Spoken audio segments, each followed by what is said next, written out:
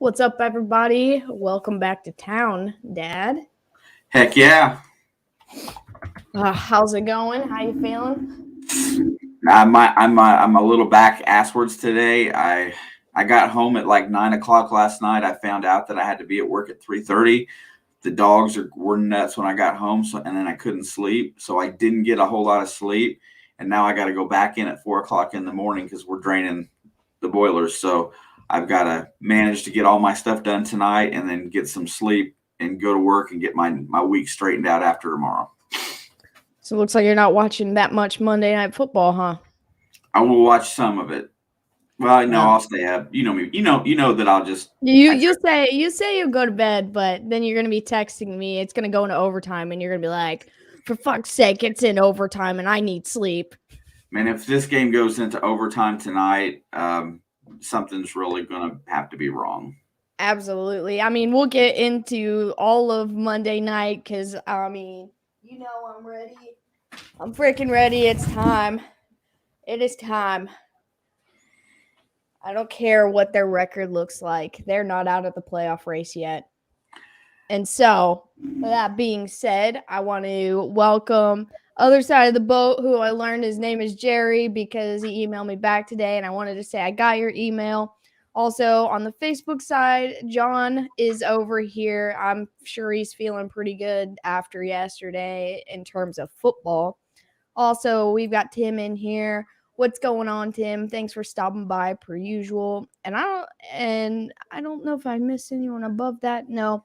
Also, Amanda just showed up in here, and I know she's going to have a lot to say because of this Monday Night Football game. But like I said, we'll get into that. John said, let's go Chiefs defense. Yep. Yeah, Chiefs defense needs to play well today, but I'm more concerned about the offense at the moment.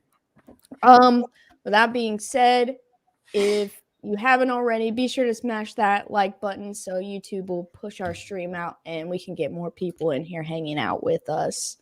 And a little bit of an update.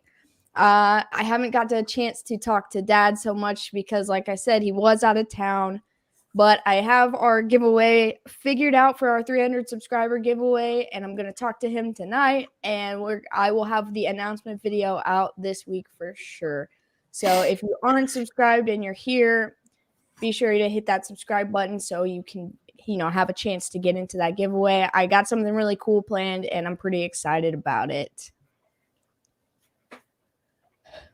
Any comments right now? You know, look like you're about to say something, which is why I asked. I've always got something on the tongue, but when you get rolling, I know it's just best to let you go.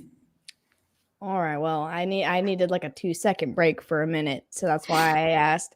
Also, if you don't drink G Fuel, you should. It's really good. We're not sponsored, but I wish we were because I would promote them to everybody. I love G Fuel. I have like 700 tubs of it. That's all I do. That's my I'm going back on because my weight picked up again. I started eating too much. So I'm cutting on my soda and going back to G Fuel for my caffeinated drinks because there's no sugar in there, which is what I need.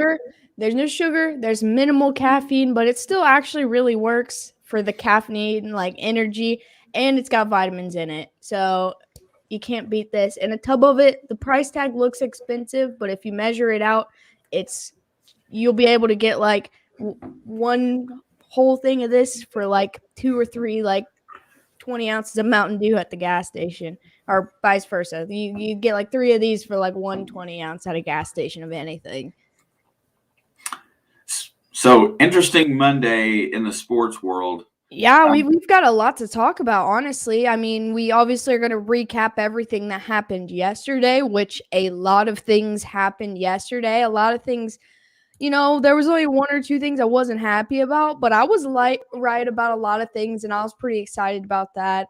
But, the trade deadline, it's in 2 days. I think it's like 4 p.m. on Wednesday, Tuesday, Wednesday. I think it's the 4th, yeah.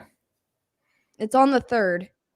Oh, I thought it was the 4th. I'm sorry. I thought it was Thursday. So, we've got 48 hours left. Basically, of the trade deadline, the Houston Texans announced that they are holding Deshaun Watson. They are not going to try to trade him before the deadline. They'll deal with it in the offseason. Yeah, they Um, couldn't get no legal clarity, so therefore there was no yeah, trade that I could be mean, made. the biggest, buy-in on it was obviously Miami. And, Brian Flores said Tua pending injury is his starting quarterback for the rest of the year, blah, blah, blah. Tua's a bust. Okay, so there's that. But they said they would only trade for Deshaun Watson if every legal bit was sorted out. And so they were probably going to get the most from Miami. And so it didn't pin out. He ended up still might be going somewhere else by the time the offseason rolls around because you don't know what people are going to have at that point to offer and, where their seasons end up and, whatever. So right now, if he were to get traded by tomorrow, he would be in Miami. But because the legal stuff's not sorted out, he could end up anywhere at this point.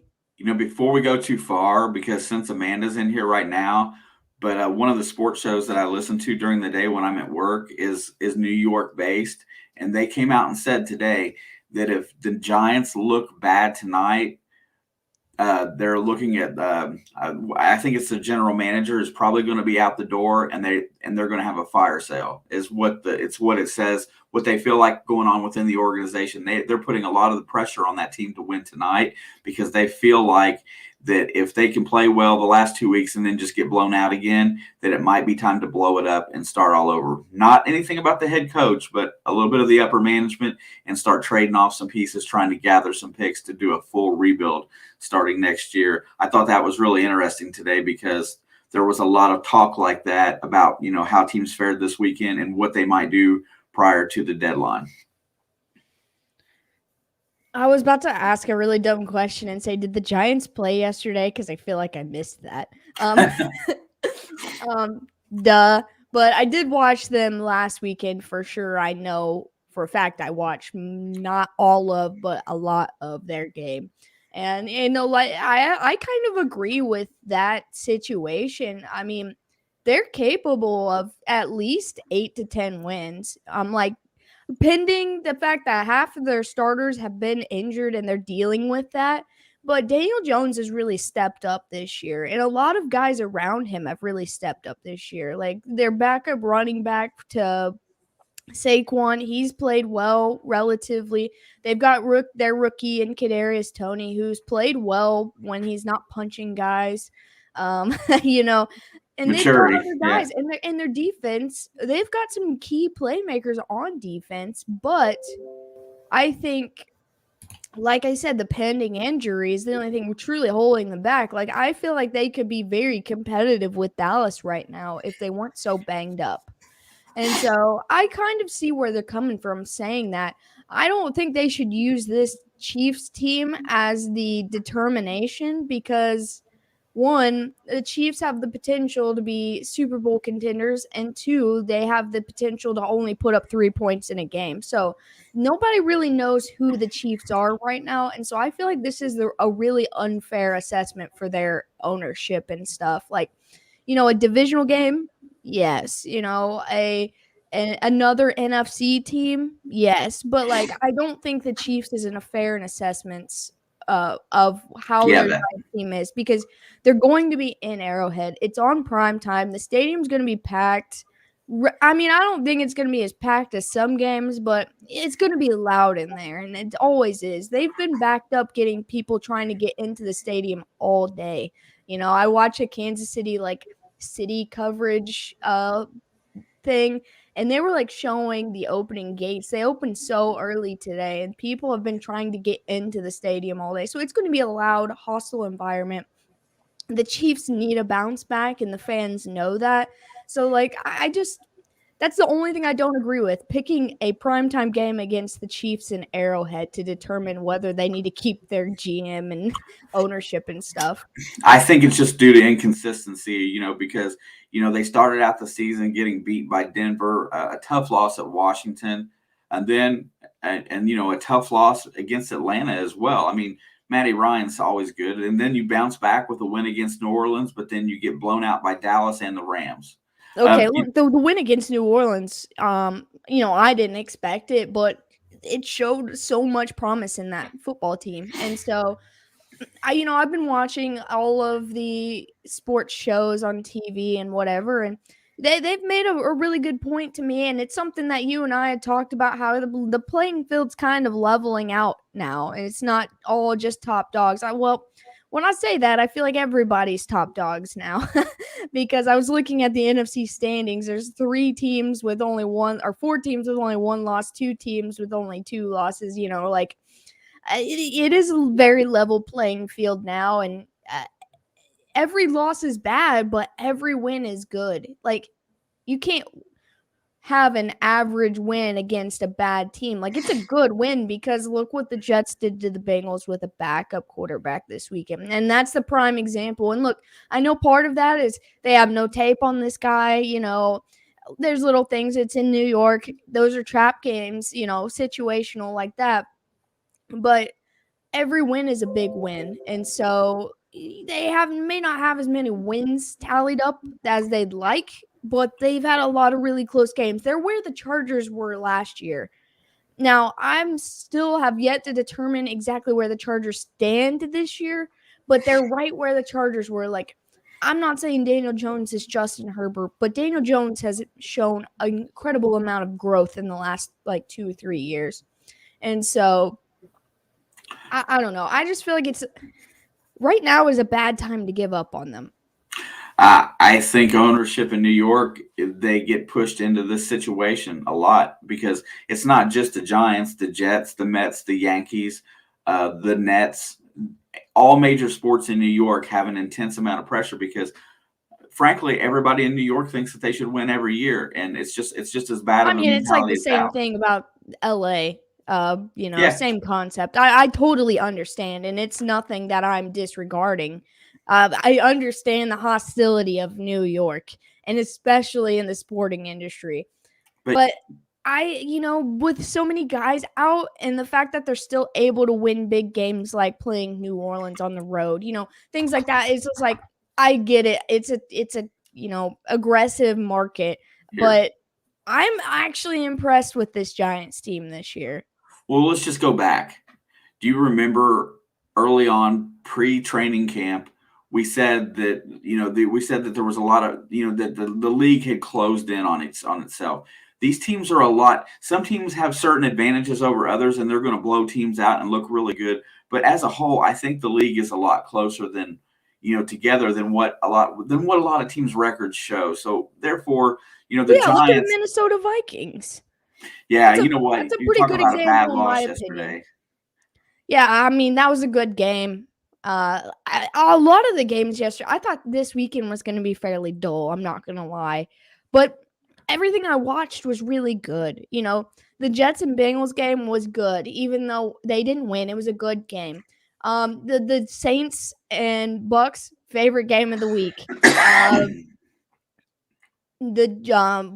I lost train of thought. I didn't watch very much of the Denver Bronco Washington game, but I heard it was very dull. And then even the Chicago Bears 49ers game, I sat here on Thursday night saying this was going to be a good game because of good defense.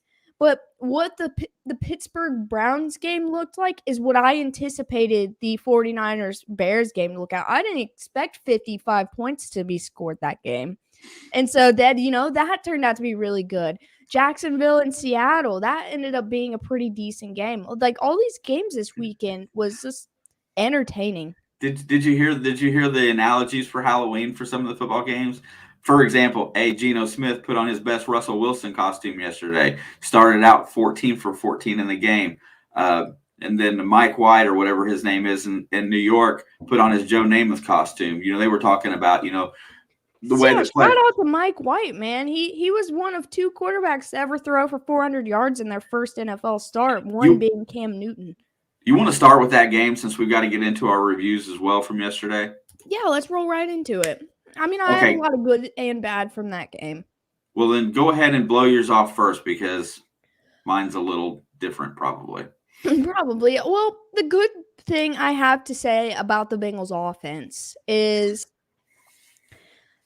Jamar Chase was not their primary target, and CJ Uzoma was not their primary target, and that's how it has been all season, basically. You know, Tyler Boyd caught a touchdown yesterday. T. Higgins had the majority of the first half receptions. Joe Mixon caught a lot of balls. You know, the ball was getting spread around. I mean, Jamar Chase did end up with a touchdown, but he only had 3 catches. Yeah, for 12 yards, something dumb like that. Yeah, it wasn't impressive. His touchdown was a 2-yard touchdown. And so I was impressed with him to be able to spread the ball around. And my one big concern, and it's not that I'm that concerned because I don't think I'm concerned at all.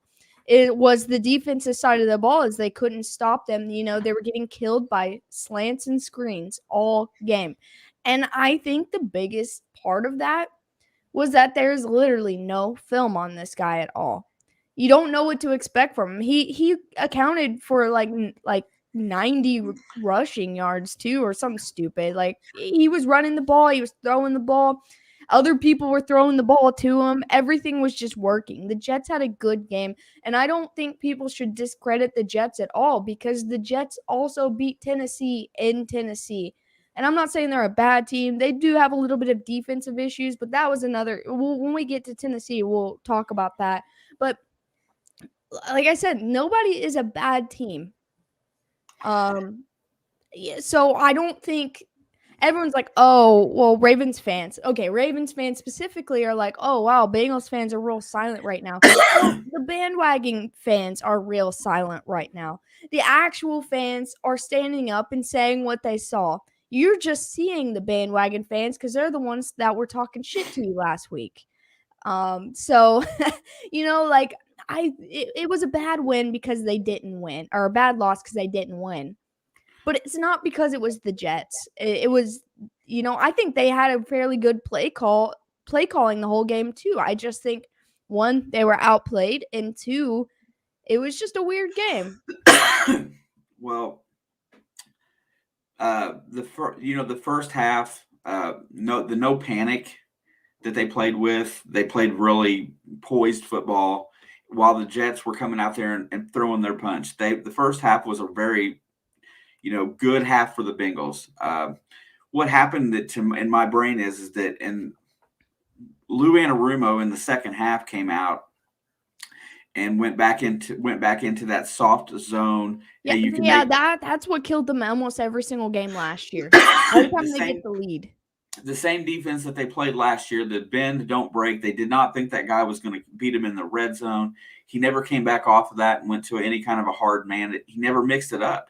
So he let that kid get into a rhythm. And you know what? I went back and I couldn't watch it because I was driving, so I had to listen to it. But I went back and watched that young quarterback looks better than Zach. Yeah, I was tweeting all day yesterday. I was like, Zach Wilson better watch out for his job. Yeah, because they immediately, as soon as the game ended, announced him to being their starter for Thursday Night Football this week.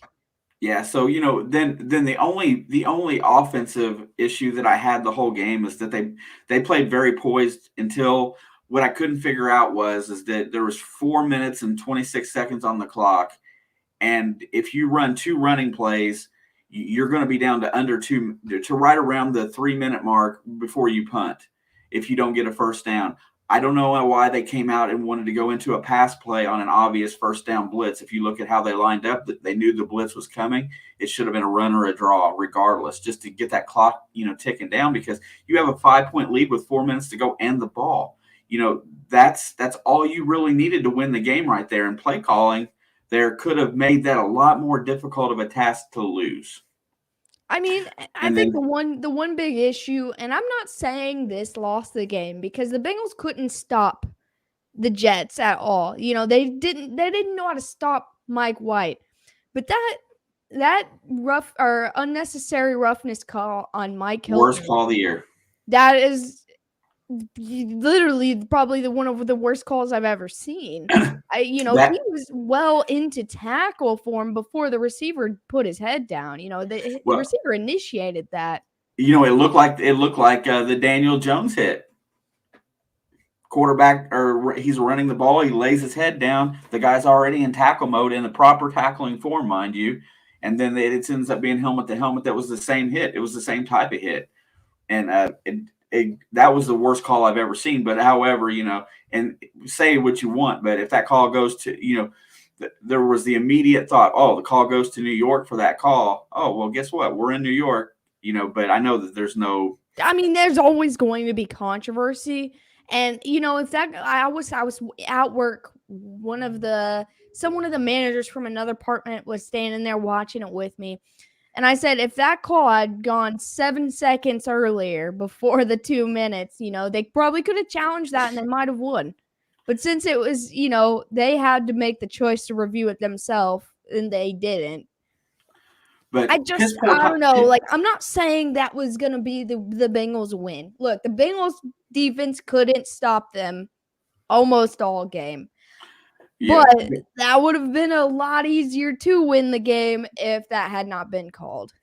And the other part of that was that, they just had poor time management. Joe Burrow hiked the ball way too soon when they should have been burning clock when they had the lead, all the way through the game, through the fourth quarter. I think the Cincinnati Bengals are still going through some growing pains. Joe Burrow is just getting past his first full year of games. He's in game 17, 18 right now. But also, they're still learning how to be a winning football team. That comes with a mindset on its own. Like they've got it. They want to win. They've got that drive to win mindset. But they don't have the mindset of, oh, well, people know we're winners, so we're gonna win. To be able to maintain that. And my third thing is, this was the third road game in a row. This is why I'm not mad about this loss. Is when is the last time in Bengals history did they win 3 road games in a row? It doesn't happen very often, and so I can't be upset about this because I would have much rather it been this game than like the Baltimore game. Yeah, if they're going to lose in the AFC, don't lose within your own division. And you're right, three road wins in a row for any team in the NFL is solid. Especially Cincinnati. Like, when's the last time it's happened? It's been a long time. And so I would say 2014. That's what I'm saying. And so, like, I can't be mad about this loss. I would rather it be this week than next week. I would rather it be this road game than a home game. I can make a million reasons why I would rather them have lost this specific game. Yeah, it was but the play I just didn't like the way, their offense plays in attack mode, and I get that. That's how they want to play. That's how they're going to roll. I got it. But when you're up and you're in a game where a team, this is like the big step that Patrick Mahomes had to make from year 1 to year 2. So I don't know how much of his first year as a starter you remember, but every offensive drive was like a 50 yards in the air pass for a touchdown. They were on the field for like 2 minutes at a time. That's why they still lost games, because even though they scored every drive, their defense spent the whole game on the field. So the other team scored every drive. And I'm not saying the Bengals are quite like that. They do know how to slow things down. But that was the adjustment Patrick Mahomes had to make from year 1 as a starter to year 2. And that's why they maintained their effectiveness into year 2 for their second Super Bowl round, or their actual first Super Bowl visit. Because the first year they made it to the championship. The second year they made it to the Super Bowl. And that was like something they had to learn how to do, was to manage the clock. And they didn't do that at all their first year. They had the ball 25% of the time, but still had 70 points every game, So, like, that, I think Joe Burrow's going through the same thing right now. And so I think with a young head coach, a young quarterback, a young team, they have veterans that they've went out and got, but it's overall a fairly young team. And they've got a lot to learn. And like I said, that's why I said this game was like a growing pains kind of game. They learned a lesson from this game, and I think they're going to grow on it because of it. Yeah, they didn't really lose the game. They more or less gave it away. I mean, you know what I'm saying? See, it's like the argument you can say that about Ja'Marr Chase for the Rookie of the Year. This award is his to lose. It's his award, but it's up to him whether he keeps it or not. They're controlling their own destiny. They're controlling everything, and so they just – They need like about another inch or two more of maturity to get into that where they can maintain those wins every week. Yeah, So they right can on. be a Patriots dynasty team. They can be the Chiefs the last 3 years, teams like that who are always good. And so they still got a couple steps away, and that's why I'm not mad about this. Joe Burrow doesn't need to go undefeated because his ego is so big. Like, he needs to be knocked down every once in a while so he can experience the bounce back. And look how they responded after the Bears and the Packers games. They played well after those games. So I'm not mad about this. I think they're going to only improve from it. Oh, absolutely. And then we'll just keep on moving along because that was a tough one to swallow, but it was growing pains. I agree with that wholeheartedly. But the next one is that, and I'll throw your kudos your way on this one. It's more of a toss-up game, but Carolina did go into Atlanta and win, where I thought Atlanta would play better at home. Yeah, I thought the irony of this was Stephon Gilmore's first game as a Panther, and he sealed the game with that interception at the end. Did you see Matt Ryan's hand? What's that? Did you see Matt Ryan's hand? I did not. So I thought it was just a meme because it was on the NFL memes page of the little towel that quarterbacks have. It had blood all over it. Well, when he got tackled, they stepped on his hand on accident. And when he stood up and wiped his hand, there was just blood everywhere. It was real blood. And I was like, oh, God, that's pretty nasty. I don't think it's a throwing hand, though. Because he played the rest of the game. But, this is one of those games that I don't think Sam Darnold did anything in this game to prove that he was the guy. Matt Ryan didn't even leave the game. He's in concussion protocol right now. That was another injury to add to the trade/injury stuff. Yeah, Matt Ryan played a bad game, threw 2 picks, but Sam Darnold didn't play very well. The time he was. It just truly. Okay. So this right here, the Panthers, right? What they're going through right now. To prove that the Tennessee Titans are elite, they're about to go through the same thing right now. They just put Derrick Henry on the IR an hour ago, officially.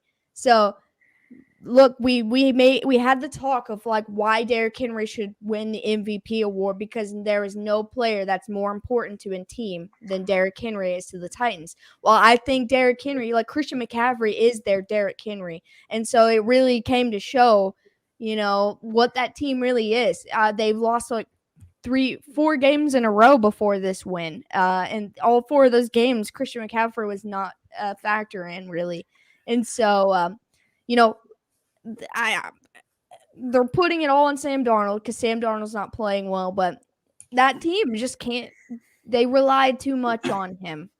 Yeah, the thing of it is that they have a really good defense. They just need to work on, see, he didn't turn the ball over. He didn't play great, but he didn't turn it over, and they win the game. Which was huge, yes. Which is the biggest thing with him is turnover. Why? I say it every week. Turnovers mean the world in the NFL. However, all he has to do is play good football, and they got a chance to win just about every game. And JP, what do you mean by this? Do you mean go be a coach at Penn State? Is that what you're saying? Also, what's up, JP? Yo, brother. But yeah, I really expected Matt Ryan to play better. Oh, okay, yeah. I like Matt Rule. I just don't like Sam Darnold. Matt Rule too. I can see his vision, but you're right, Christian McCaffrey. Yeah, it's hard to complete that vision when you rely on one guy like Derrick Henry. They rely on him. Like, they're starting to break out, and they're really going to learn not having him. But, we're going to see the next 3 or 4 weeks what Tennessee looks like. Oh, man, there's so many fun comments that I got today as we get to them. I know you kind of like this one as a trap game, but Buffalo handles business against Miami. Buffalo did win, and everything kind of went exactly how I thought it was going to. And I told you, I said, I'm still going to take Buffalo on this game, but it's not going to be easy. Miami held Buffalo in check the whole first half. All the way through the third quarter. Yeah, that's what I'm saying. And so this game was tied for 50% of the game. And so The Dolphins did exactly what I thought they would do. I don't know what the final score ended up being. I don't know if the Dolphins scored more than 3. It was 26-11. They got a trash touchdown at the end. Yeah, so they barely covered. And I'm okay with this, and not because I like either one of those teams more than the other, but I'm okay with this because like I felt like this is what was going to happen, and so yeah, kudos to Buffalo for being able to stand tall after a loss and a bye, and get that win. But every one of them knew that that wasn't as easy as they thought it was going to be. It looked like a good divisional game from what I saw of it. I mean, that's what I seen. But yeah, I expected Buffalo to put up a few more points, and I expected Miami to put up about what they did. But that still shows that these teams are a lot closer than what we want to get to. Not much to say about that one. You spoke about this one a little bit earlier. San Francisco goes into Chicago, and Jimmy G puts up 33 points. This was a great game. I wanted to watch the Bengals game, but due to my placement of position at work, the TV I was with was this San Francisco-Chicago game, so I watched a lot more than I anticipated. But man, this was a great game. Jimmy G having 2 rushing touchdowns. Justin Fields had that breakout 23-yard run for a touchdown. Look, this was a hard-fought game for both teams. Look, San Francisco won this game. Like I said, I think they were going to have the ability to put up a few more points. But I also said that I thought this was going to be a very dull, like less than 30 points scored in the game total kind of game. But, this was a fun game. Matt Nagy was not present. I think their defensive coordinator or offensive coordinator made the play calls and everything. I think he called an excellent game, honestly. And I think it was a lot of fun watching both of these teams. San Francisco's pretty big in a hole right now in their division, and Chicago is just Chicago right now. But I think this showed a lot of promise for both of those teams. It kind of looked like the game we thought it would look like 3 months ago, because we thought that both of these teams were going to be highly competitive, at least 500 or just there above, and it looked like that game. Justin Fields played a pretty good game. He only had 1 turnover in the game, rushed for over 100 yards, had a rushing touchdown and a passing touchdown. That's encouraging. Yeah, I mean, I think this is the game. I mean, it would have been better for him if they came away with the win, and I thought they were going to because they had to lead a lot of the game. But this is exactly what, if they want Justin Fields to remain their starter, this is what he needed. Not a game where he just got beat up the whole game. Not a game where he threw 4 interceptions and fumbled twice kind of game. Like, he needed this for his mentality. And like I said, if he won this game, I feel like it could have really turned them around, got his brain right.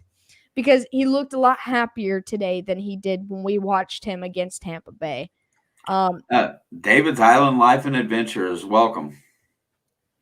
David Island Life and Adventures, thanks for stopping by. I believe you're new here. I have not seen you, but we appreciate it. But like I said, I think that this was a huge game in improving Justin Fields' mental.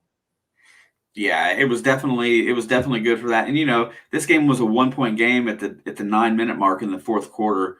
San Francisco just happened to get the last 2 scoring drives after that. So I don't think Bears fans should be distraught over this one. San Francisco is a good team, although their record is still under 500. Remember Chicago. At least you're not Detroit. Yeah, well, there's always something to go about. This one here, the next game on this list reminded me of an AFC North game because it was. Pittsburgh goes into Cleveland and wins by 5. I think you need to rephrase that like an old school AFC North. That's what this game was. And I mean, I think that there might have been a little bit more points on the board, but Pittsburgh made a very terrible fake field goal attempt and got their kicker knocked out of the game.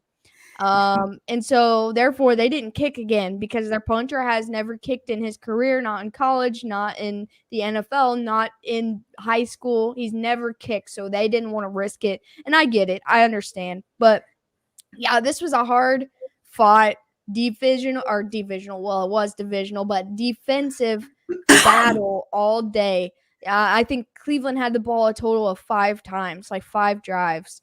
And so that tells you how much this was all defense, And so, Myles Garrett got his 10th and a half sack of the year. He's leading the NFL. I mean, that 100% is the best football player on that Cleveland Browns team. Complete game by Pittsburgh, although it wasn't yeah, pretty. that's what I was going to get at. I don't like Pittsburgh, and I never do. And I sat here and I took the heat from saying I thought Pittsburgh was going to win. Philip happened to be here, and I felt bad saying it in front of him, and I felt bad in saying it for me. Like, I don't want to ever say, yeah, I think Pittsburgh's going to win that game. Like, I didn't think it was going to be easy, but I was confident in it, and it's not because I think Pittsburgh's a better team. I think Cleveland is 100% the better team. I don't know. I just had the feeling. I had to run with it as much as it hurt. But, this was – nobody got truly beat up this game other than Chris Boswell. And so I think, yeah, it sucks to take a loss at home. You're in the dog pound and you've got Pittsburgh there. That's not somewhere you want to lose. But look at Najee Harris. I mean, that man was so effective. They got their second round pick, that tight end. He got a touchdown in this game. Pittsburgh, there was a lot of good to say about them. This really reiterates how good of a coach Mike Tomlin really is, to be honest. Yeah, I mean, I don't like to say it, but that man is a great coach. He's excellent at motivating. He's excellent with the media, and he knows how to coach a football team because guess what? Pittsburgh's offensive line was decimated. It's not that good, and they're still 4-3. I mean, I didn't pick them to be there right now. I picked them to be 2-4 or 2-5 right now. So, yeah, I mean they're playing a better football than I thought, and I did not think they would be able to go into Cleveland and win. I thought Myles Garrett was going to eat Ben Roethlisberger for lunch and beat him to death, and it didn't quite happen that way. So I give kudos to Pittsburgh. Yeah, I mean, kudos to Pittsburgh. This is a big win. We sat here and talked about it. This was a very big game for both of these teams. Because at this point in time, either of these teams could make a playoff run. And so this game was huge.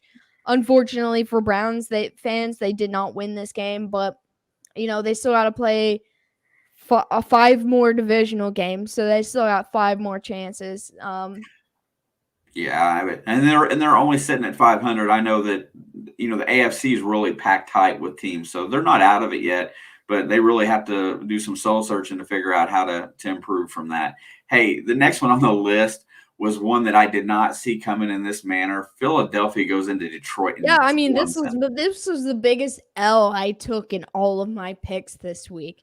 I was so confident, and then when I went back and watched the sports channels and everything, they were also so confident that Detroit was going to come away with a big win. I mean, the Eagles' defense in terms of fantasy was the best team all weekend. I don't even know what to say about this game. Jalen Hurts, he played the pass and run game pretty well. I mean, they talk about playing a complete game. You know what? What I want to say about Philadelphia is they controlled the ball with the ground. Hurts only passed for 100 yards in the game, 103 yards. But however, they had 4 running backs and a quarterback over 20 yards. They had 40-some, 50-some carries, and most guys had 60, 50, 70 yards. That's a very good attack. Dallas Goedert had his 6 receptions for most of the yards in the day. Jalen Hurts didn't have to do nothing but run the ball and manage the game. Yeah, literally, Amanda said, I thought that the Lions were going to get their first win this week. I think every single person in the entire world thought the Lions were going to get their first win this week. I couldn't believe it. I mean, I'm not saying Philly's bad, but because, I was sitting here vouching for them to go toe-to-toe with Tampa Bay, and for the most part, they did do that. I think if Jalen Hurts can get more effective in the pass game, they could actually be a very big threat to not only their division, but to the NFC. Yeah, when Miles Sanders goes on the IR and they have a more balanced running game without him. It's not something you think you would expect to say. No, honestly not. But anyway, kudos to Philadelphia. They're in second place in the NFC East, just 2 games under 500. The bottom three in that division, it's going to be close between those. What's up, Cool Arrows? Go. Thanks for being here.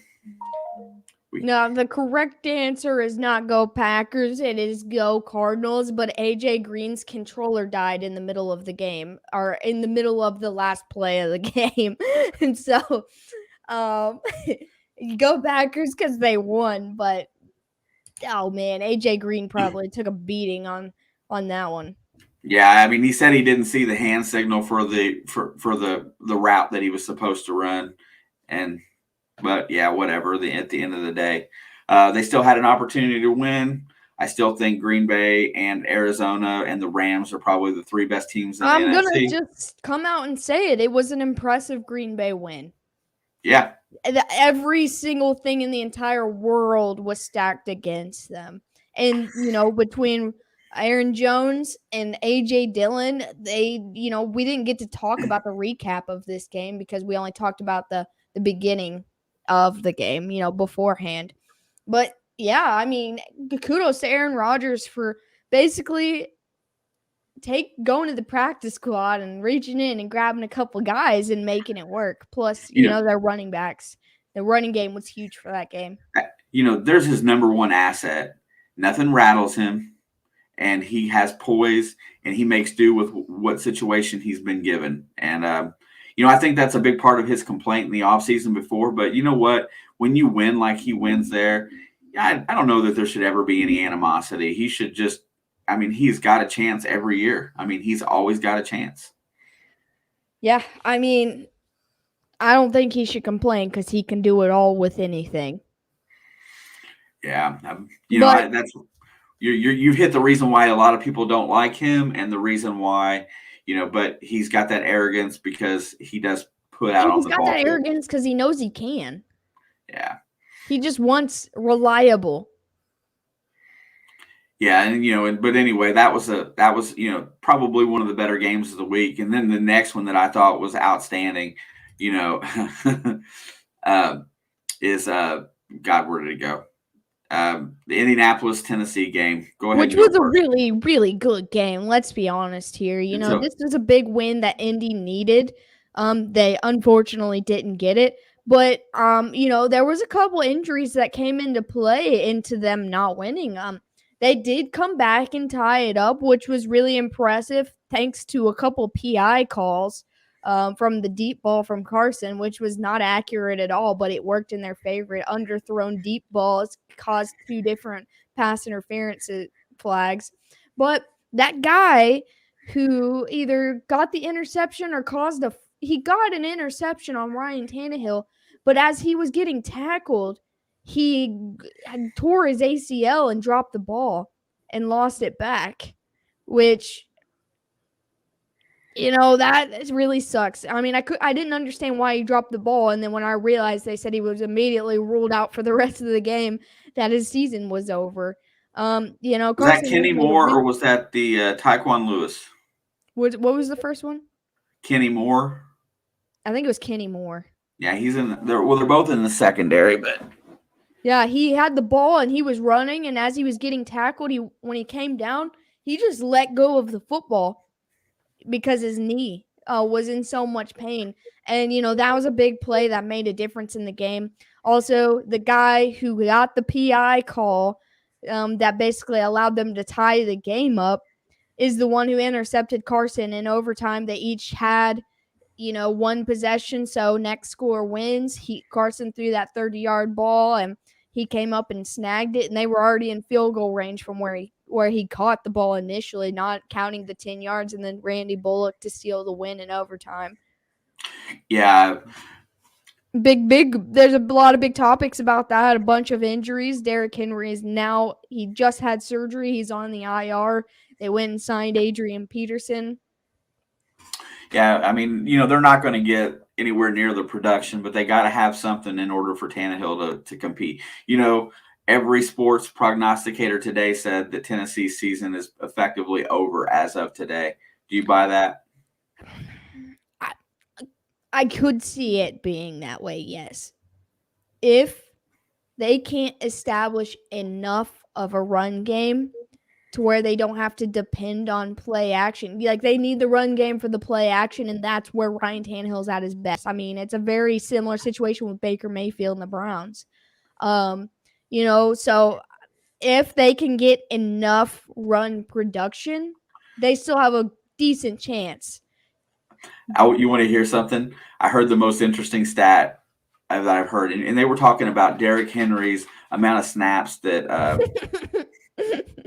the amount of snaps that he took, but the not counting Ryan Tannehill, guess how many rushing plays that the backup running back has been in the game for this year? How many carries I'm he gonna has? guess 8. It was 7 carries through 8 games. And I think that's another reason that they went out and picked up Adrian Peterson, because he's a guy that can probably give them 40 to 50 yards, and mixed duty with somebody else, and that's how they're going to try to offset this injury. But every sports prognosticator that had an opinion today basically felt like Tennessee's season was effectively ended today. Also, what's up, Jeff? And what's up, Colin? Colin said my season's over today. Yeah, because you've been personally victimizing everybody with Derrick Henry. Yeah, why couldn't it have been last week?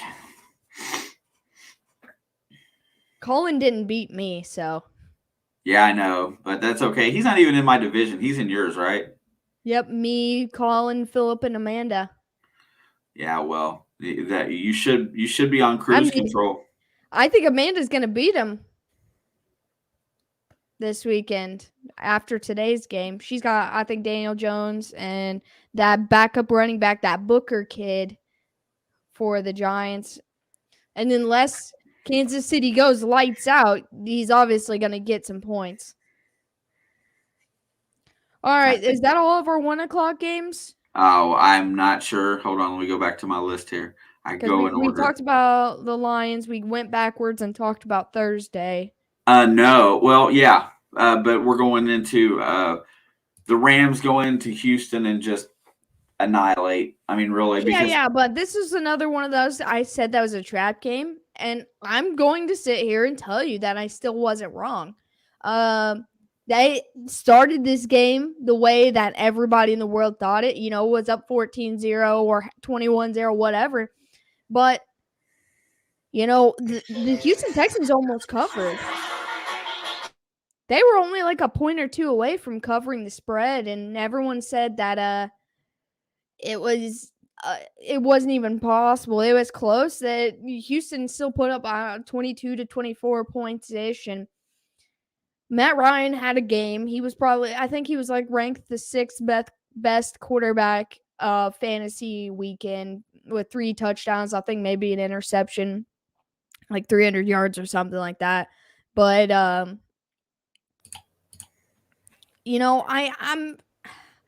just feel like I enjoy seeing Houston still fight. Well, I mean, to be fair, Houston goes up 38 or the Rams go up 38-0, and they pull most of their starters in the fourth quarter. So it was all backups that played in the fourth quarter. On the offensive side. On the defensive side, they pulled almost every starter that they had in the fourth quarter. But look at it this way. Look, Cincinnati did that to Detroit, and Detroit only could get up 7 more points.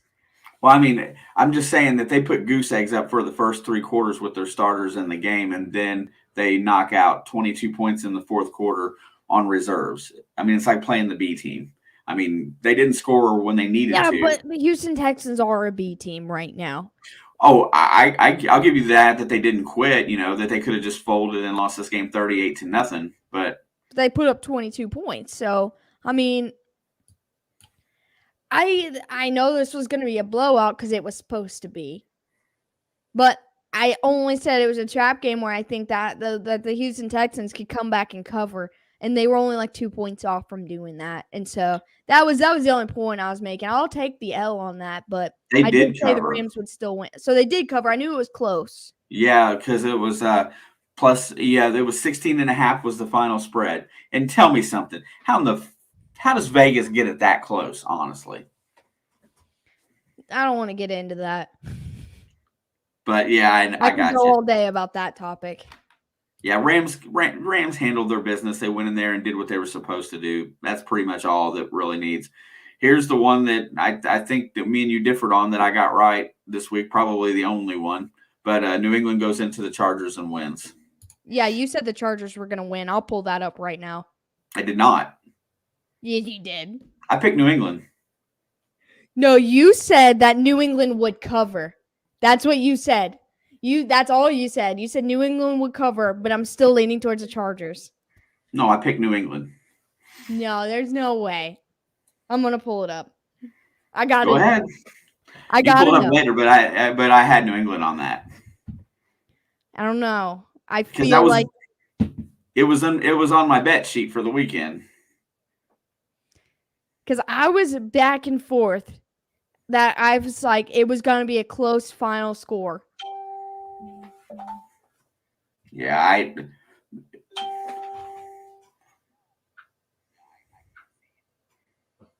I forgot about your spooky background for that game or that week. God damn it.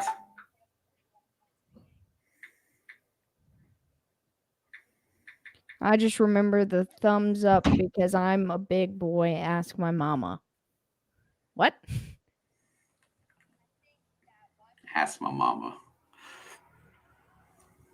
I don't know why that just reminded me of that Adam Sandler Waterboy. Mama. But yeah, anyway. I'm happy with this game. As a Chiefs fan, and as much as I love Justin Herbert, I got to start rooting against him at some point. But I think this was a statement game for the Patriots to be a dark horse for a number 7 spot. Here's the most interesting fact about Mac Jones's NFL career thus far. This is his first win against a non-rookie quarterback. Yeah, he didn't win this game. He didn't lose it either, but he didn't win it. Their defense won the game. I mean, that's plain and simple. I'll take Bobby Boucher. I'll also take Bobby Boucher. I wish they'd put him on that Chiefs defense for me. Son is screaming like a freaking gremlin. Yay. Belichick and their defense played very well in this game. You got to give props to Bill Belichick at some point. 2 of his losses were really, really close games, like the Bucs game especially. Oh yeah, I think he's coached really well. I dropped him off of my fantasy because I wanted somebody that I knew was going to score points this weekend for sure. I don't know what they would have ended up scoring, and I ended up taking Denver's defense, which was a good blessing. We'll talk about that game in a minute. But yeah, I like the way New England plays football. That's the type of team that can win with a rookie quarterback. You know what? If you don't know it and you're a Tom Brady fan, this is the reason why his seasons were all really good in New England, because he knew how to take care of the ball and manage a game. And therefore, this is a typical New England team. It's just they got a quarterback that doesn't have experience yet. Mac Jones is succeeding this year, so he's not turning it over. So I got to say that they're going to be completely on the rise. And where do they end up? Mac Jones is proving to be much like Joe Burrow in terms of mindset. Yeah, very much so. He's going to fit the mold. He'll probably be in New England 6, 8, 10 years. So kudos. Way to go. I think it was a great game. Justin Herbert started out hot, and then they came back at the end. The Adrian Phillips, the former Charger, got the first pick, and then he got the pick 6 towards the end of the game that sealed the win. It was a defensive game, but like I said about Tom Brady with his 6 rings before going to Tampa, 6 of those 6 rings were defensive carries. Yeah, keep on going into growing pains. I think both you and I come to the decision that Trevor Lawrence was playing fairly well, and then he goes into Seattle and gets walloped by Geno and company. Yeah, against a really, really bad Seattle defense. Trevor Lawrence just had a bad day. That's plain and simple. He just had a bad day. He was airing it out to nobody, and that's what was causing turnovers. I didn't get to watch this game, but I watched highlights of it. Statistically, I guess because they got so far behind that they felt they had to throw the whole game. But James Robinson got hurt and taken out early in the game. I know that because I have him on my fantasy team. Yeah, but they didn't have any chance to rush the ball. And we talked about that as far as fantasy goes. Whoever gets to the lead, the team behind is going to have the passing. It's going to be a passing team. The team with the lead will end up being a running team. It's hard to just sit and, pick apart what the Jags offense did wrong. When you lose your leading rusher with your other guy being out before the season starts, it's just hard. But you got to give so much props to Geno Smith. Man, that man is he played immaculately. Yeah, 20 for 24, 195 yards and 2 touchdowns, QBR 128.3. They didn't need much of the running game. Tyler Lockett went off. He had a flat-out great game. Tyler Lockett, DK Metcalf, and there was one guy that I didn't know who was catching passes. Well, only 4 guys on that team caught passes in that game. Travis Homer caught 1 reception for 3 yards, and Gerald Everett got 1 for 7. Oh, maybe I'm thinking of on the other side of the ball. But, DK, every time I saw a highlight, DK Metcalf was in it. Yeah, DK, well, he got the 2 touchdowns.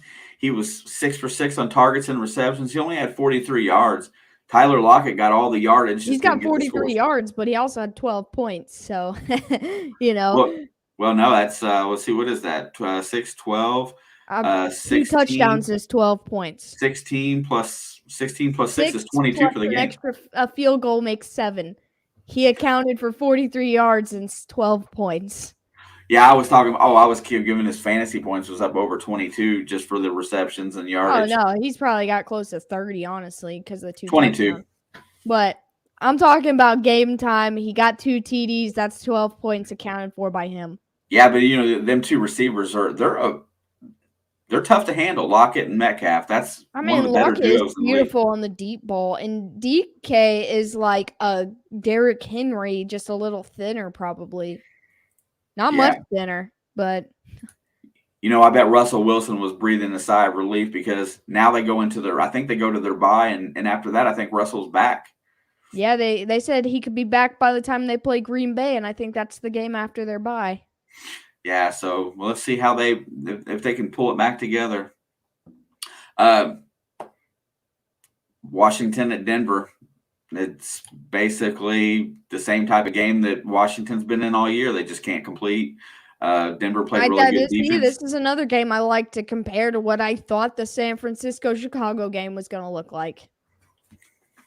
Yeah, at the end of the day, I know you love Taylor Heinicke, but his turnovers are what's causing them to lose games. It's not so much Taylor Heinicke. I just like the team. I was rooting for them to get Cam Newton.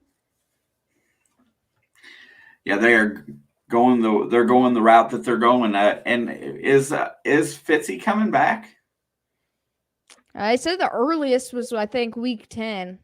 Okay, well, week 10 or 11, maybe 12. Honestly, it was really late in the season. The earliest he could come back. Yeah, this game comes down to turnovers and special teams. That's all this game boils down to. This game was all defense, both sides. And the thing about it is, Denver proved me wrong. The ability to score more points than the other team. And that was the one reason I had chose Washington, because I was like, Washington is better, at least getting 3 points, and that Denver was not able to get points as much as they needed to. And so in this game, everything I said was complete opposite. I still feel the same way about both these teams, but this time around, this game specifically, the roles were reversed, and Washington was the one unable to put up those additional points. Yeah, I mean, they moved the ball fairly well. They spread it out fairly well. Just turnovers. I mean, that's also the defense shut down that tight end, the Washington tight end, Ricky something. Seals Jones. Seals Jones, yeah. And leading up to this game, he had been one of their bigger targets, most production. He'd even moved up into the top 10 tight end list as of last week. And they shut him down. And that was turning into Taylor Heineke's old reliable. Yeah, and McLaurin got really shut down as well in this game. The Denver defense, you can't discredit them. They won this game. Yeah, and then they turn around today and start, and then they go right into rebuild mode. Von Miller to an already elite defense. I'm betting Von Miller asked for it. Picks. A second and a third, right? Second and a third. Next year. I think so. But it's obvious that the Rams could care less about draft picks. No, they've never cared, especially first-round draft picks. But I'm going to go back to the beginning of the chat because someone had mentioned. I saw it. Right here. Denver. I feel like they don't feel like they're going to win this year. I feel like they don't think they're going to make the playoffs. I think they're going to stack some draft picks, and I'm guaranteeing you they're looking for a quarterback at the end of the season. Yeah, I mean, at this point, I could see Cam ended up there for the rest of the year. I think they're going to go with what they got for the rest of the year, and then they're going to. I don't know what kind of contract Teddy has. I had never looked, but I don't think that they're going to go that route unless they draft one or if they pick one up through trade. But I guarantee you they're going to be in the market for a quarterback. Well, they've had quite a few starting quarterbacks since Manning. Yeah, I mean, I don't think when Teddy controls the ball like he did this week, they have a chance to win every game. But that's just the thing is, I keep going back. It's when they turn the ball over is when a lot of these teams look bad. But I think they're in a rebuild. I think they're going to try to stack draft picks for next year because. Look at that. I mean, everybody in that division has the ability to put up 40 points. They're probably the only team that doesn't have that ability. Yeah, that was the thing previewing this game that was my biggest point into why I leaned towards Washington. Not even because I thought Washington was a better team, is that Denver has the inability to put up points when they need to. They can move the ball just fine, but the points is where they struggle. Yeah, and then to the best game of the day, although Jameis Winston's out for the season. I got so much to say about this, and Tim's still in here, and I already briefly spoke to him because he's a Saints fan. This was definitely the best game of the week, unless you want to count Green Bay and Arizona, because that was a pretty good game. But this was not only the best game, this was my favorite game of the week. The one I nailed this pick right on the head. I just did not think it was going to be Trevor Siemian. I thought it was going to be all Jameis all day, and it started off that way. But they shut Tom Brady down. They, like Tim had said also, they made that team one-dimensional. They couldn't do anything. Both teams started out faring about equally. But to have a backup quarterback who's only ever started a game for the Jets, which means you've never started a real football game before, to go and play against a very scary Bucs defense. Oh man, this has got to be probably the best day of that guy's life. First of all, and second of all, I'm owning this with everything. Like, I feel even happier about this than calling the Tennessee Buffalo game because, I got even more heat about that one than I did saying what I said about this one. But, Tom Brady has shown his true weakness, Nick Foles, Eli Manning, and the Saints in the regular season. I mean, he's thrown 7 interceptions in the last 4 meetings against the Saints, all within the playing for the Bucks. Yeah. And you know, and to be fair on not on his half of that, he played well enough to win, with the exception. Oh yeah, he had it. I mean, fantasy owners are still happy with his production. You know, he played well enough to win, except for the picks. I mean, and the pick 6 to seal the game. He also had a fumble. He created 3 turnovers in this game. Yeah, I mean, at the end of the day, you know, one fumble loss. I mean, you know, I preach about it every week, because whoever wins the turnover battle usually wins the game. And if you listen, look at Jameis Winston though. We're probably not going to see him the rest of the year.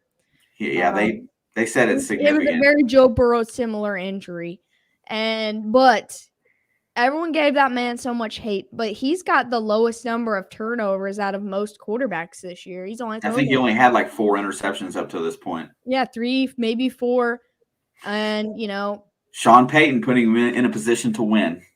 Sean Payton owns the Bucks in the regular season. That's just a fact. Everyone, this Buccaneers team, despite being in New Orleans, thought they were going to be able to bowl over them because they didn't have to play against Drew Brees anymore.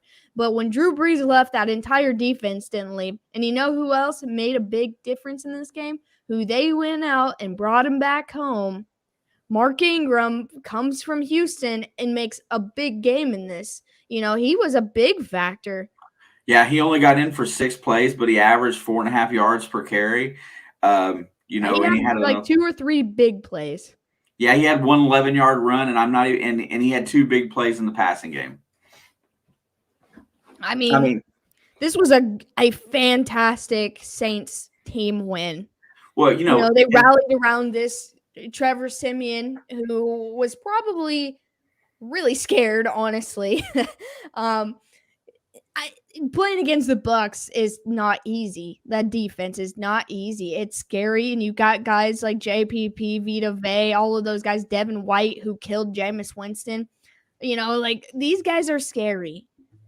But they rallied for their quarterback, you know, Alvin Kamara, Mark Ingram, that Callaway kid, that one kid that just came back and he played his first game last week. I don't remember his name. Traquan Smith with that deep, beautiful dime from Jameis for the touchdown. Like, that was the beautiful pass. This was a fantastic game. That was my pick of the week that I was ready for.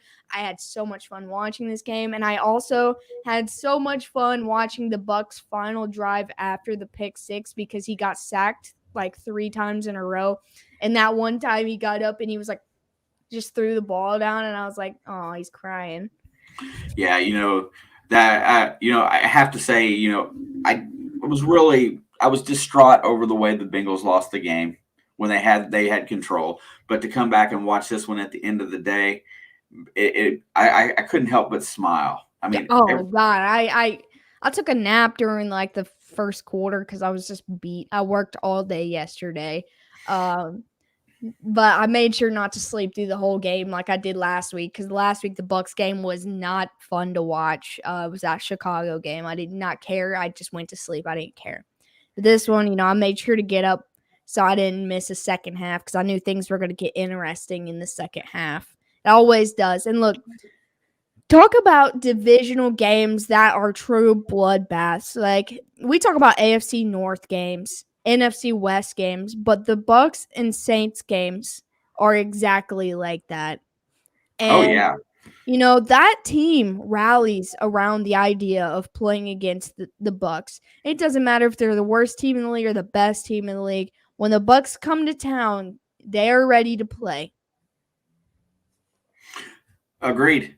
You know, that like I said, that was you go from probably the best 4:00 game. Probably, I still think it was probably the most exciting game of the week. And then you go to the big, you know, I had changed my mind completely when I found out that Dak wasn't playing, and then I thought Minnesota should really win this game. But they should have won this game. Cooper Rush comes in there. Cooper Rush looks like a seasoned veteran.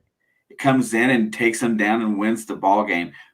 Shame on Minnesota for letting that happen. I mean, yeah, and the bank and everything. That should have never happened. I agree. And the thing was, Minnesota played almost well enough to win. Like they played it was a good game. I enjoyed watching. Yeah, I mean, I enjoyed it less when the Cowboys won. But to be able to do that with a backup quarterback who was making his first NFL start as well this week. Yeah, let's go into perception. Cooper Rush had 325 yards, 2 TDs, 1 interception, and a fumble lost. He did, he turned the ball over twice, but that's his first start in the NFL. Kirk Cousins played an impeccable game. I mean, he played as well as he could. Dalvin Cook played a sufficient game. They just got beat. Sorry, I minimized the screen, but I thought I X'd out of it, but I could still hear you talking, and so I was like, oh God, I don't know what's happening. Hey, I'll be right back. Dog wants to go out. Hey, Dennis from oh yeah, wow, that's cool, brother. Send me a link for your video. I can't wait to see what you found with that magnet. Gonna open something in a few minutes for magnet fishing. Oh, that's pretty sweet, honestly. Yeah, he won a magnet from me a couple weeks ago, and I sent him a magnet. Oh, yeah, I remember that. I'll be right back. Yeah, Tim, since I know you are a Saints fan, that game was freaking awesome. I think this is a good chance for the Saints to get back on track and, think about taking that division. They're only one game behind, and that one game is because they've already had a bye week. So really they're tied in record, just the Bucks have one more win. So I looked ahead at the Bucks and the Saints' next 4 games. There's no way that the Bucks will not. They've got a really easy schedule. But the Saints, 3 of their next 4 games should be pretty much a definite win. I'm not going to say definite because there's no guarantees in the NFL. But the 4th game they played Buffalo. So that'll be a tough game, but I think it's still doable.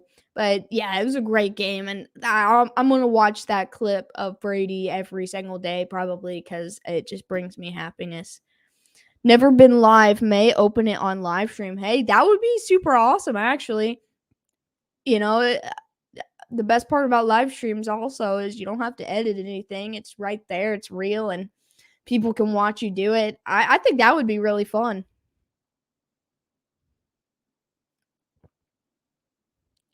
Dad is taking his dog outside. There he is. Sorry. He said he's never been live before. He may open it on a live stream. I said, I think that's a pretty good idea. That's a great idea, Dennis. See, that's what I said. I was like, then you don't have to worry about editing, and it's right there, and you get to see real reaction.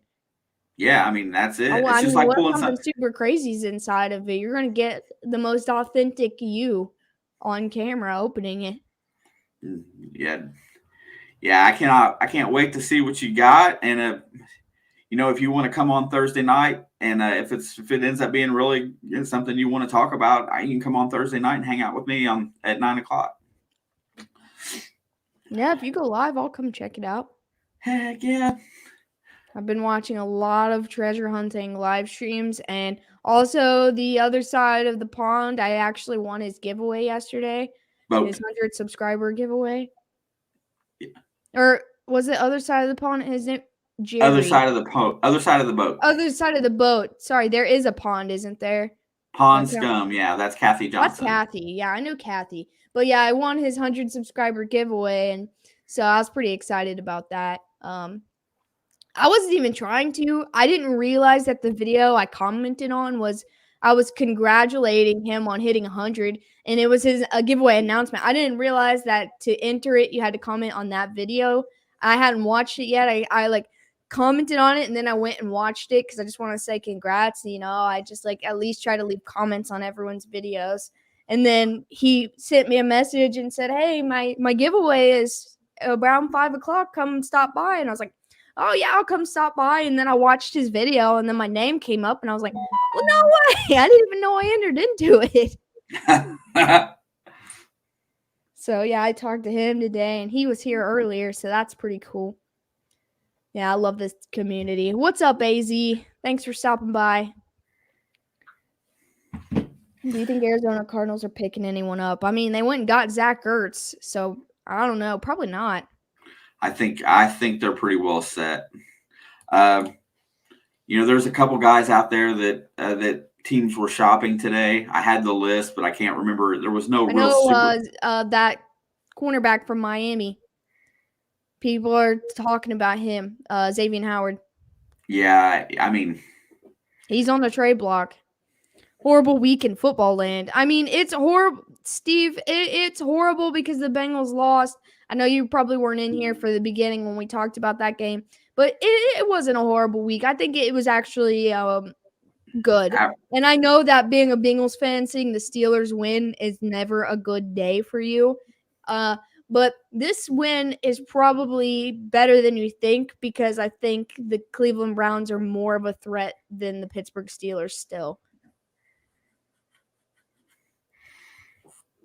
So it looks horrible on paper, but everything's okay.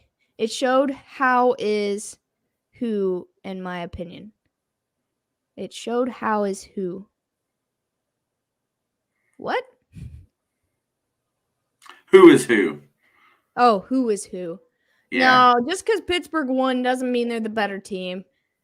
I think Mike Tomlin's a good coach, but they're not a very complete team.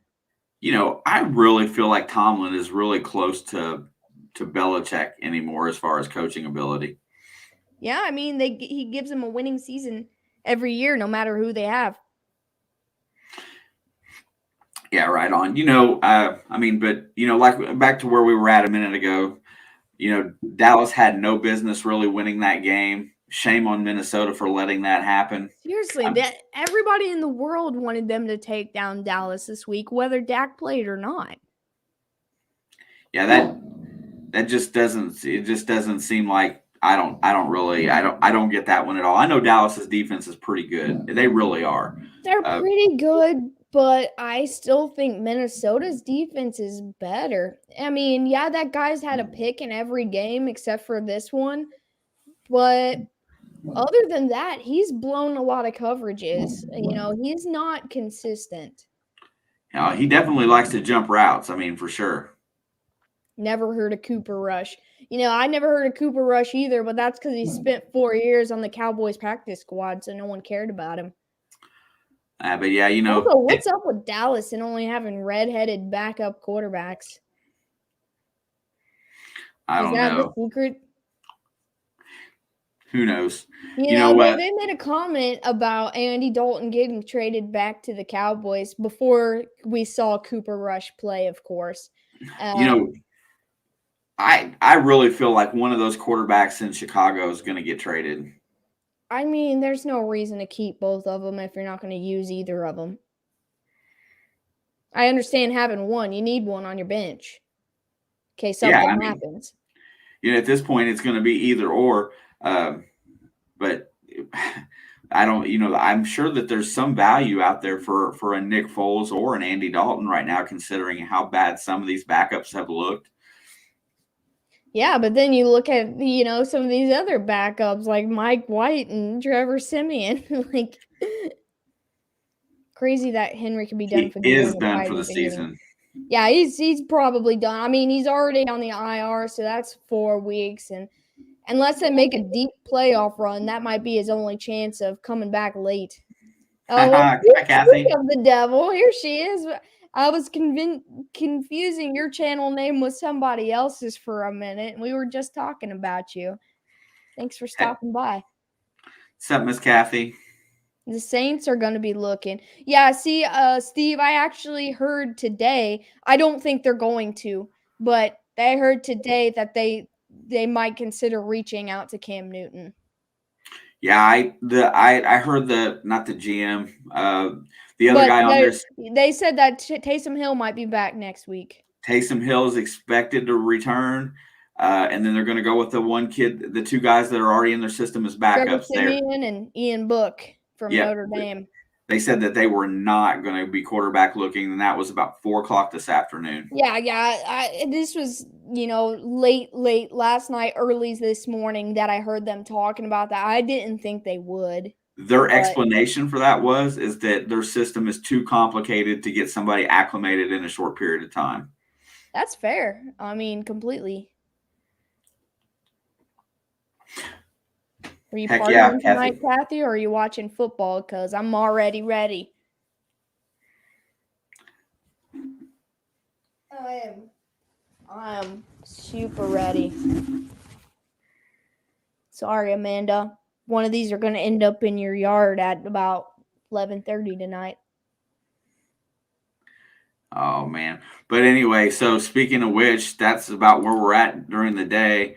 Lo and behold, we're at Monday Night Football, and we got two teams that, in my mind, desperately need to play well. Well, I got two thoughts on that. Oh, he got a phone call.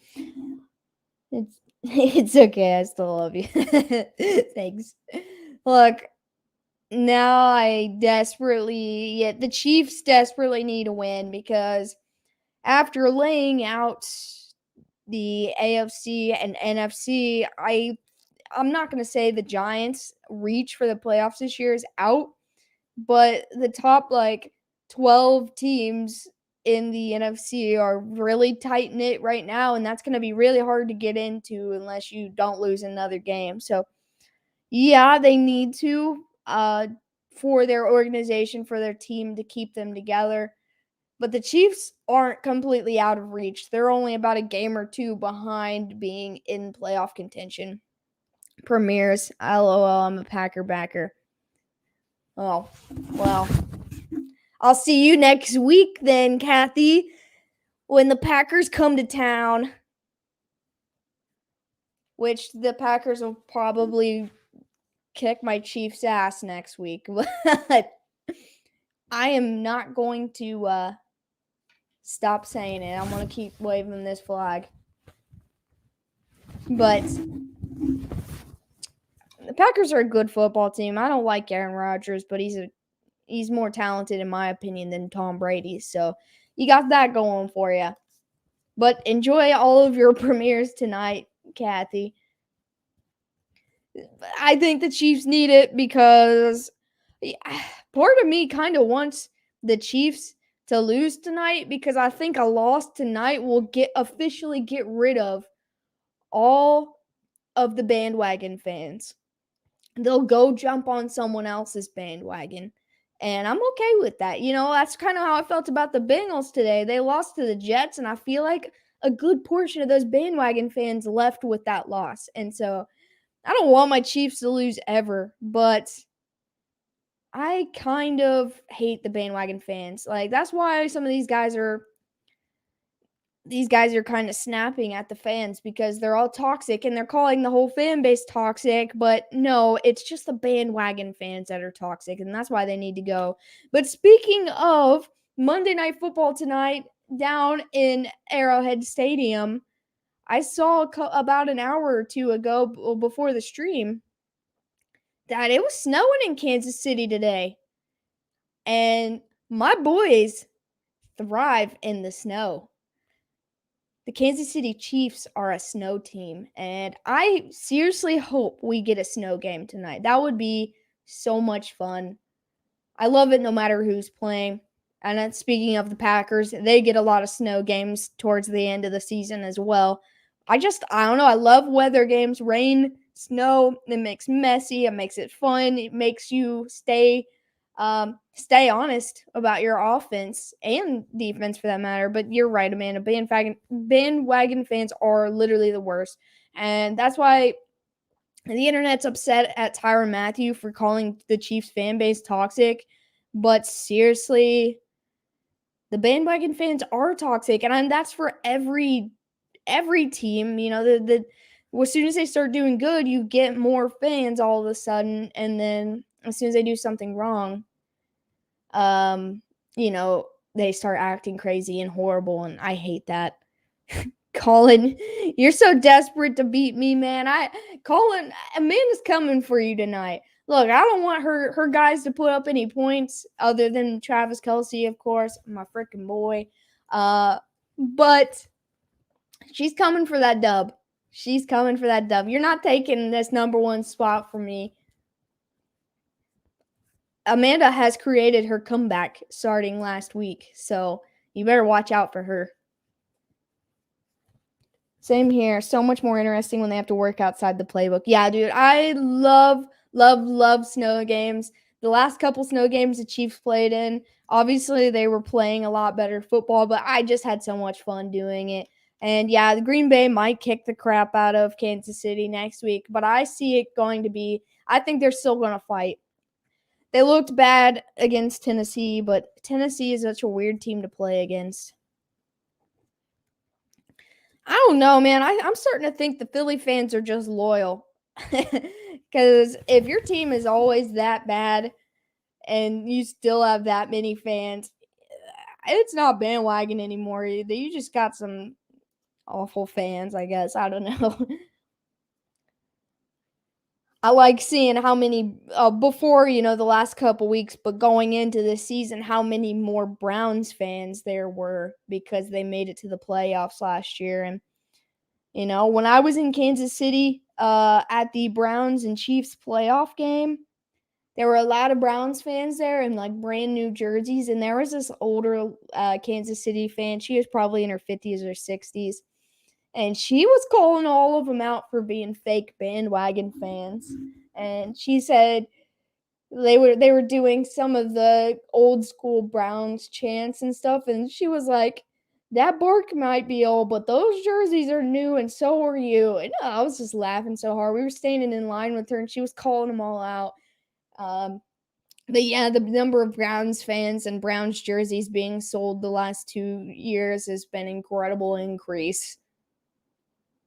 I don't like talking about bandwagon fans, but they're literally everywhere. Look how many more Bucks fans they had this year when Tom Brady got over there.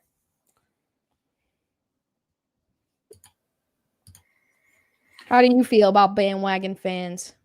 Yeah, well, bandwagon fans suck, and anybody that just jumps on the bandwagon for a Super Bowl or whatnot, no respect. Go away. Yeah, so that was kind of what I was getting into. Is I was like, I'm part of me is okay if the Chiefs lose tonight, because then we're gonna lose, probably about 50% more of the bandwagon fans from the last 3 years. And I was like, and when the Jets beat the Bengals, we probably lost a good chunk of the bandwagon fans right there too. I hate them, man. They're horrible. And that's why fan bases look so bad. It's because of it's with the exceptions of like the Pittsburgh Steelers and the Dallas Cowboys. Their fans have always been there. Like, seriously, once you're a fan of those, you can't go back. Yeah, well, that's the thing. I put 3 teams in the NFL in that category: Pittsburgh, Dallas, and Raider fans. They're loyal to the core. Oh, yeah, Raiders 100%. I forgot about them somehow. Loyal to the core, and, even though they may be annoying as hell, you got to respect how much they love their team. Yeah, I can almost put Cleveland in there, but I've met a lot of Cleveland bandwagon fans in the last year. And that's another thing I was talking about. Yeah, Cleveland fans are a little different because they've lost a franchise. I mean, that changes the perception of your fans a little bit. So they're rebuilding. They're coming back to where they were once before. But, all in all, that's when you lose a franchise like that and, and it goes and they change the name of the team and move it to another city. Man, I don't like that at all. But because I don't think Cleveland ever deserved to lose it. Well, I'm talking just about the Browns fans since the Browns became the Browns, like those are deep-rooted loyal, and I meet a lot of those that come to the casino. They're mostly all older people. But the younger people that I see come to the casino in Browns jerseys, I remember like 2 years ago when they had different jerseys on, because we're getting ever so close to Monday Night Football. I don't like this spread being at 10.5 today. I don't either. I absolutely hate it. I hate double-digit spreads. I feel like that. I feel like that's the trap, right? Because it just doesn't. These dogs today are killing me. It just doesn't seem like that's where it's at. I feel like a 6.5 is appropriate for this game. I really feel like they're going to bounce back tonight because I don't think their will let them play as badly as they did last week. Give me the Chiefs scoring 40 points. That's what I need tonight. Win or lose. Give me the Chiefs putting up 40 points tonight to make me feel better. I'm gonna go the other direction on that. I want to see the Chiefs defense play defense. I want the Chiefs defense to do to the Giants what they did to Washington and hold them to like 13. But I'd like to see them put up 40 points. Why is it even at 10.5? It was more before. Before they got blown out by Tennessee, or like that week they were talking about it. Because they have like the really way too early opening spreads. But I think that because that double digits. The reason the spread's at 10.5 is because the Giants have given up 38, 44, 21, 30, 27. They've given up that many points per game. I think that's the reason why. And, there's a lot of games that they haven't. I mean, they played well against Carolina. They did play really well against Carolina. But that offense has not been playing well at all. And I have got to go again. Jesus, this is going to be one of them weird days. But anyway, that's why it's at 10.5. I don't like it. I don't think it's going to be that. I think it's going to be around the 6-ish. Be right back. Okay. Sorry, can't help it. He's going to pee. I thought you just took him outside. That's the other one. No. Well, yeah, I don't like the 10.5 spread. I mean, I don't like double-digit spreads on any game. But especially a Chiefs game, the way they've played this year and the way their defense has played this year, I don't think they deserve a 10-point spread. I know that it's at home, and Tim, puppies, his dogs, if you ever meet them, are, especially the one that's in the room with him, the most attention neediest dog you will ever meet, but only to him. He is very partial to him. And the other dog, he is needy, but he doesn't care who gives him attention. As long as you're sitting next to him, he's fine. He won't be that bad. But the one that it's his dog, and you can tell he is seriously always up dad's butt. He needs him. He literally, and it's only because he was gone all weekend that he's probably acting this way. But my cat's been acting like this because I'd been sleeping on the couch for a while just because, I don't know, it was comfy, and so I wanted to change some scenery for a little bit. So we've been sleeping on the couch, and then this week we moved back to the bedroom, and my cat's been acting like that because he had been sleeping on the couch with me all week, and then we shut the door and go to bed, and he's by himself all night, and so he's been mad at me. F1 racing. I know a lot of people who like different, not just that one, but different types of racing. I've never really been into it. I know my dad used to be into like NASCAR and all of that. I like playing the video games because I like to turn around, and then when the 50 cars are coming around the corner, I'll just wreck into them. But, I never really been into much racing. F1 is, you want to talk about intensely competitive, just technology, at its finest. F1 that's what it's got. It blows anything that we got over here out of the water as far as competitiveness. I can't sit and watch racing anymore because it just seems like all the racing stuff they oversaturated the market, and then it just burnt me out. I'm fine with watching like the last 5 laps. There's certain races that I'll watch. 180 lap race. I just can't do it. Yeah, you're right. It's very long. I mean, It's the same thing with the business model of the NFL. They tried to make it to where the games were faster because they were taking too long. They No, I felt they were want losing. longer games. Huh? I want longer football games.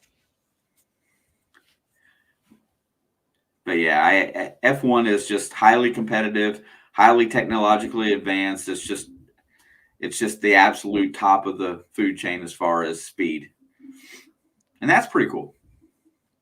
Fast car, go fast.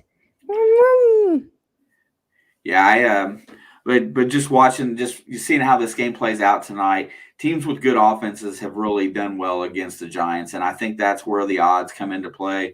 And I really don't think they're going to be able to stop that offense tonight. Honest to God. Yeah, I know that there are a lot of defensive pieces for the New York Giants missing that were either ruled out last week for a while or got ruled out in the last couple of days. So I think this is going to be a good chance for the Kansas City to work on their offense and get their offense back on track.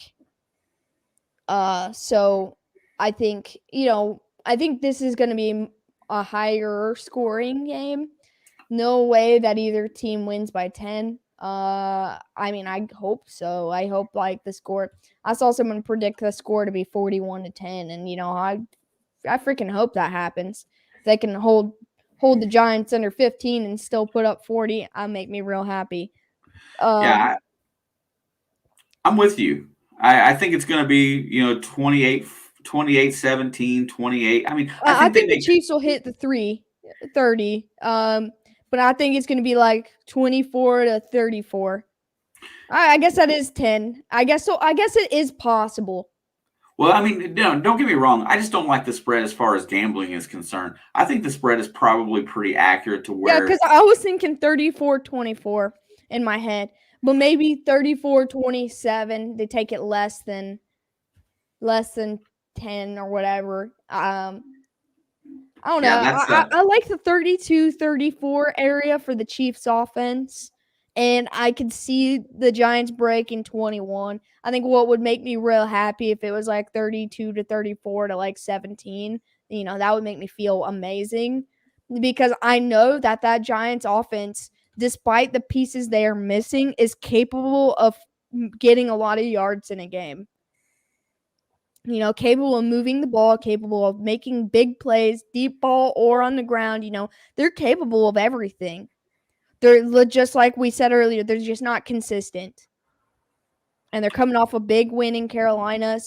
So, hey, I know we're really close to the football game and stuff too, but I wanted to ask, how do you feel after what you saw this weekend? How do you feel about the Jets and the Colts game on Thursday night? for some reason I thought you said Giants, and I was like, the Giants play on Thursday night too after Monday night? Talk about poor scheduling. I think this is going to be an interesting game. It's in Indy. Indy knows they have to win, so I think no matter what happens, Indy will win. But I think this is going to be tougher than Tennessee. Well, what I'm going to get at is the coaching staff in Indianapolis, they are more adaptive than what Cincinnati is, and we talked about the soft zone that Cincinnati played against the Jets. Well, I think the difference between Cincinnati and Indy right now, because look, I think the Cincinnati Bengals are elite. But I don't think the Colts are far off from where Cincinnati is. Like, I think they're very closely matched teams. And I could definitely see a playoff game where it ends up being Cincinnati and Indianapolis. And if that happens, I'm going to be so freaking excited because I know I can go, first of all. But especially if it's in Indy. Or Cincy. Yeah, that's true. But anyway, my point being is I think they're very fairly matched teams. But this is where what I was referring to with the Cincinnati Bengals earlier about how Patrick Mahomes' first year, we were talking about them needing to slow the ball and play the clock a little more. I think Indy's a little bit more capable of that due to maturity. There's not as many young bodies on that team. Carson Wentz has been there for a while. Those coaches have been around for a while. They have 3 great runners pending if Marlon gets traded by tomorrow, obviously. But either way, they've got 2 great runners. And Nyheim Hines and Jonathan Taylor, of course. Plus, their wide receivers are playing great football. So I think they're going to be able, if they can go down and score and get a lead early. Look, there's tape on Mike White out there now. It's not going to be as hard for the Colts to stop them as it was Cincinnati. They're going to be able to at least see something on him. Oh, they're going to game plan. Yeah, they're going to be able to game plan more than Cincinnati did. I think Indy should win this game with a good amount of success in all 4 quarters and all 3 teams of them, but I don't think it's going to be easy because they only have 1 game worth of tape. If he switches up everything he did against Cincinnati, that makes him a brand new quarterback. So I think the Jets are gonna play him the way they played him this week. Just keep him in his comfort zone. He does really well in his comfort zone. Here's the thing. If there is anybody that's ever going to hear anything, if you're an Indianapolis Colts fan, make sure that they don't play a soft zone, because he's definitely got arm accuracy and arm strength to play in the zone. And people discredit the Jets for being the Jets, but they've got really great receivers. And not only that, is that rookie running back they drafted, he's playing really well. He had 150 yards of total offense yesterday against the Bengals. He had 90 yards receiving and 70 yards rushing and a touchdown or 2. So I don't like to do this, but if the Jets go into Indy and win this game fair, in whatever fashion this week, and then they go into their bye, I think the week after, and then Zach Wilson comes back, do you think? If they beat the Colts, Zach Wilson gets benched. So you really think that even though that's their investment for the future, and we've listened to everybody talk about that they're going to go ahead and put that boy back on the bench while he's hot. And then Zach Wilson after that, I think they go play Green Bay or somebody after that. And then if he gets beat up, you don't think them fans are going to let them know that that's the wrong choice? They were chanting Mike White's name.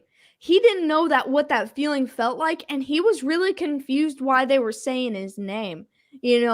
They want him now because he proved how to be a good quarterback. It does help when you first start, especially if you're not coming straight from the draft and you're a rookie. Like Zach Wilson, they got college footage from recent on him. Mike White, they don't have anything.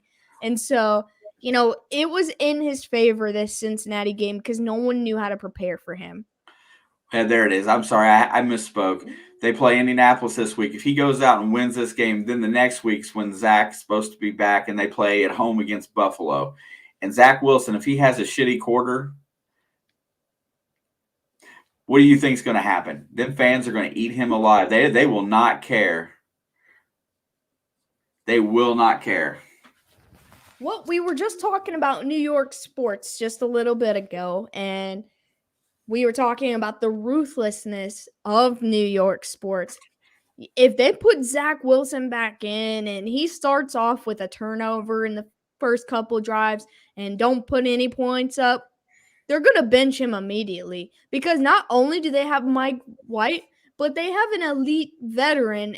He's way past his prime, but I've watched him play last year, an elite veteran in Joe Flacco that's going to start sitting on the bench now. Look, Zach Wilson acts up, they're going to sit him down. Well, you know what? Good, for Zach Wilson and for Mike White, having a guy like Joe Flacco on the bench does nothing. Yeah, that helps tremendously in its own. Wait, what are you doing starting without me? You know what, Rob? You just are forgetful. I told you we go every Monday at 6 p.m. And I'm really excited that you're here because I thought you were hiding out.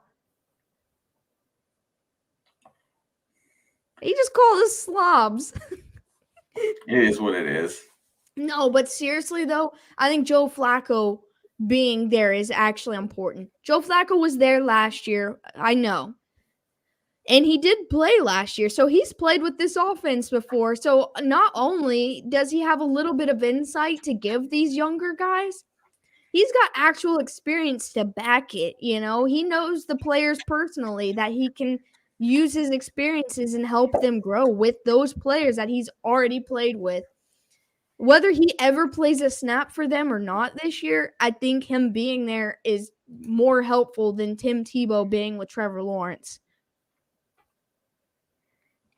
I think it was a smart investment to go in and getting him again.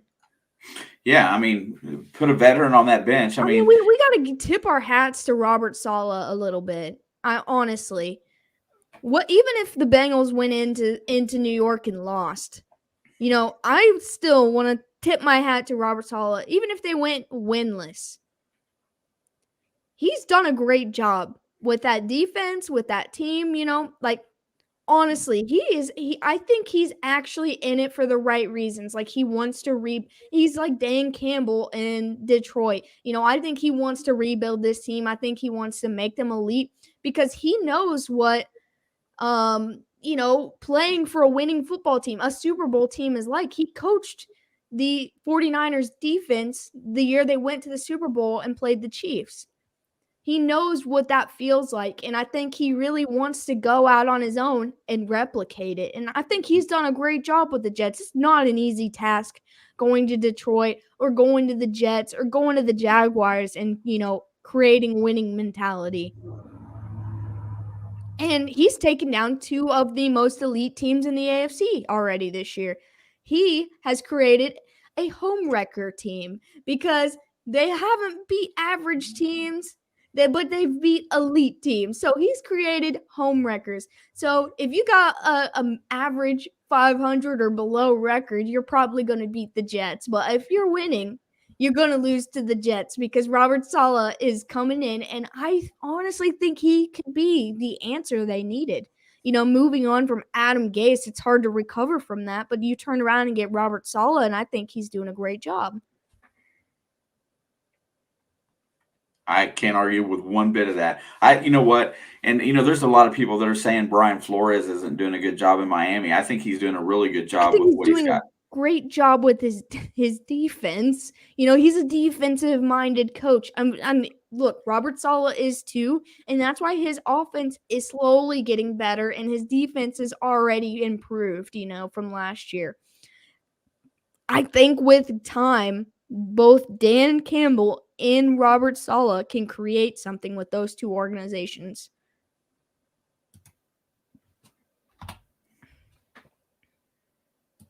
I'm with you wholeheartedly. Sitting here editing a video at my sisters in KC getting geared up for the Chiefs games. They're huge Chiefs fans. They really like your jersey and cap. Oh, wait, look at this, Rob.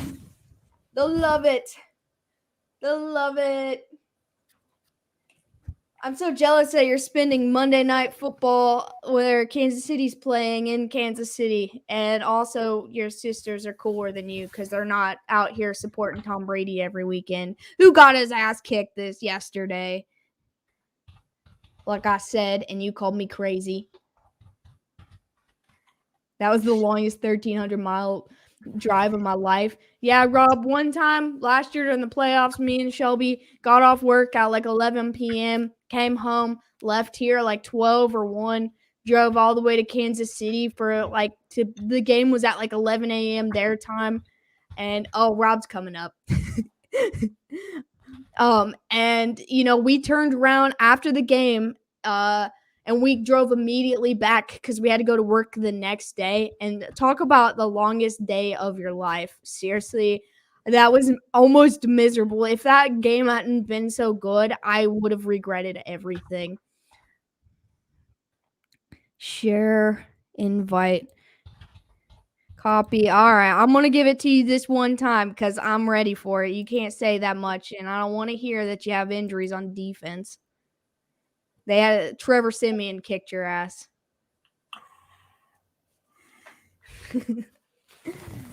Bring it on, Robert. But make it quick. The Chiefs game's coming on.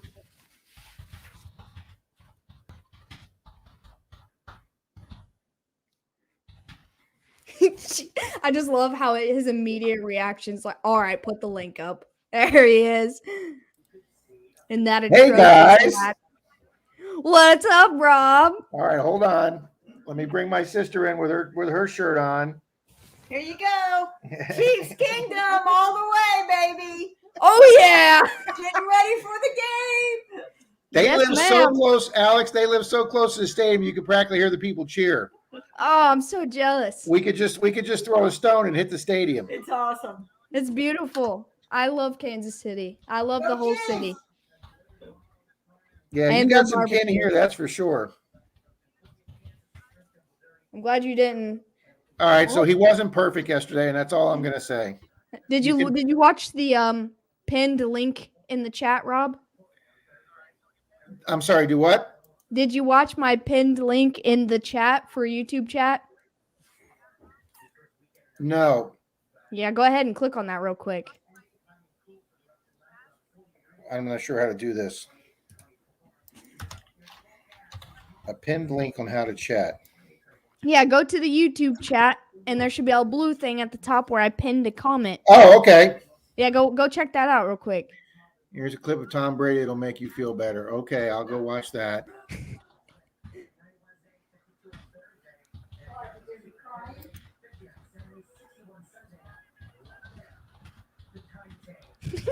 I saw the smirk.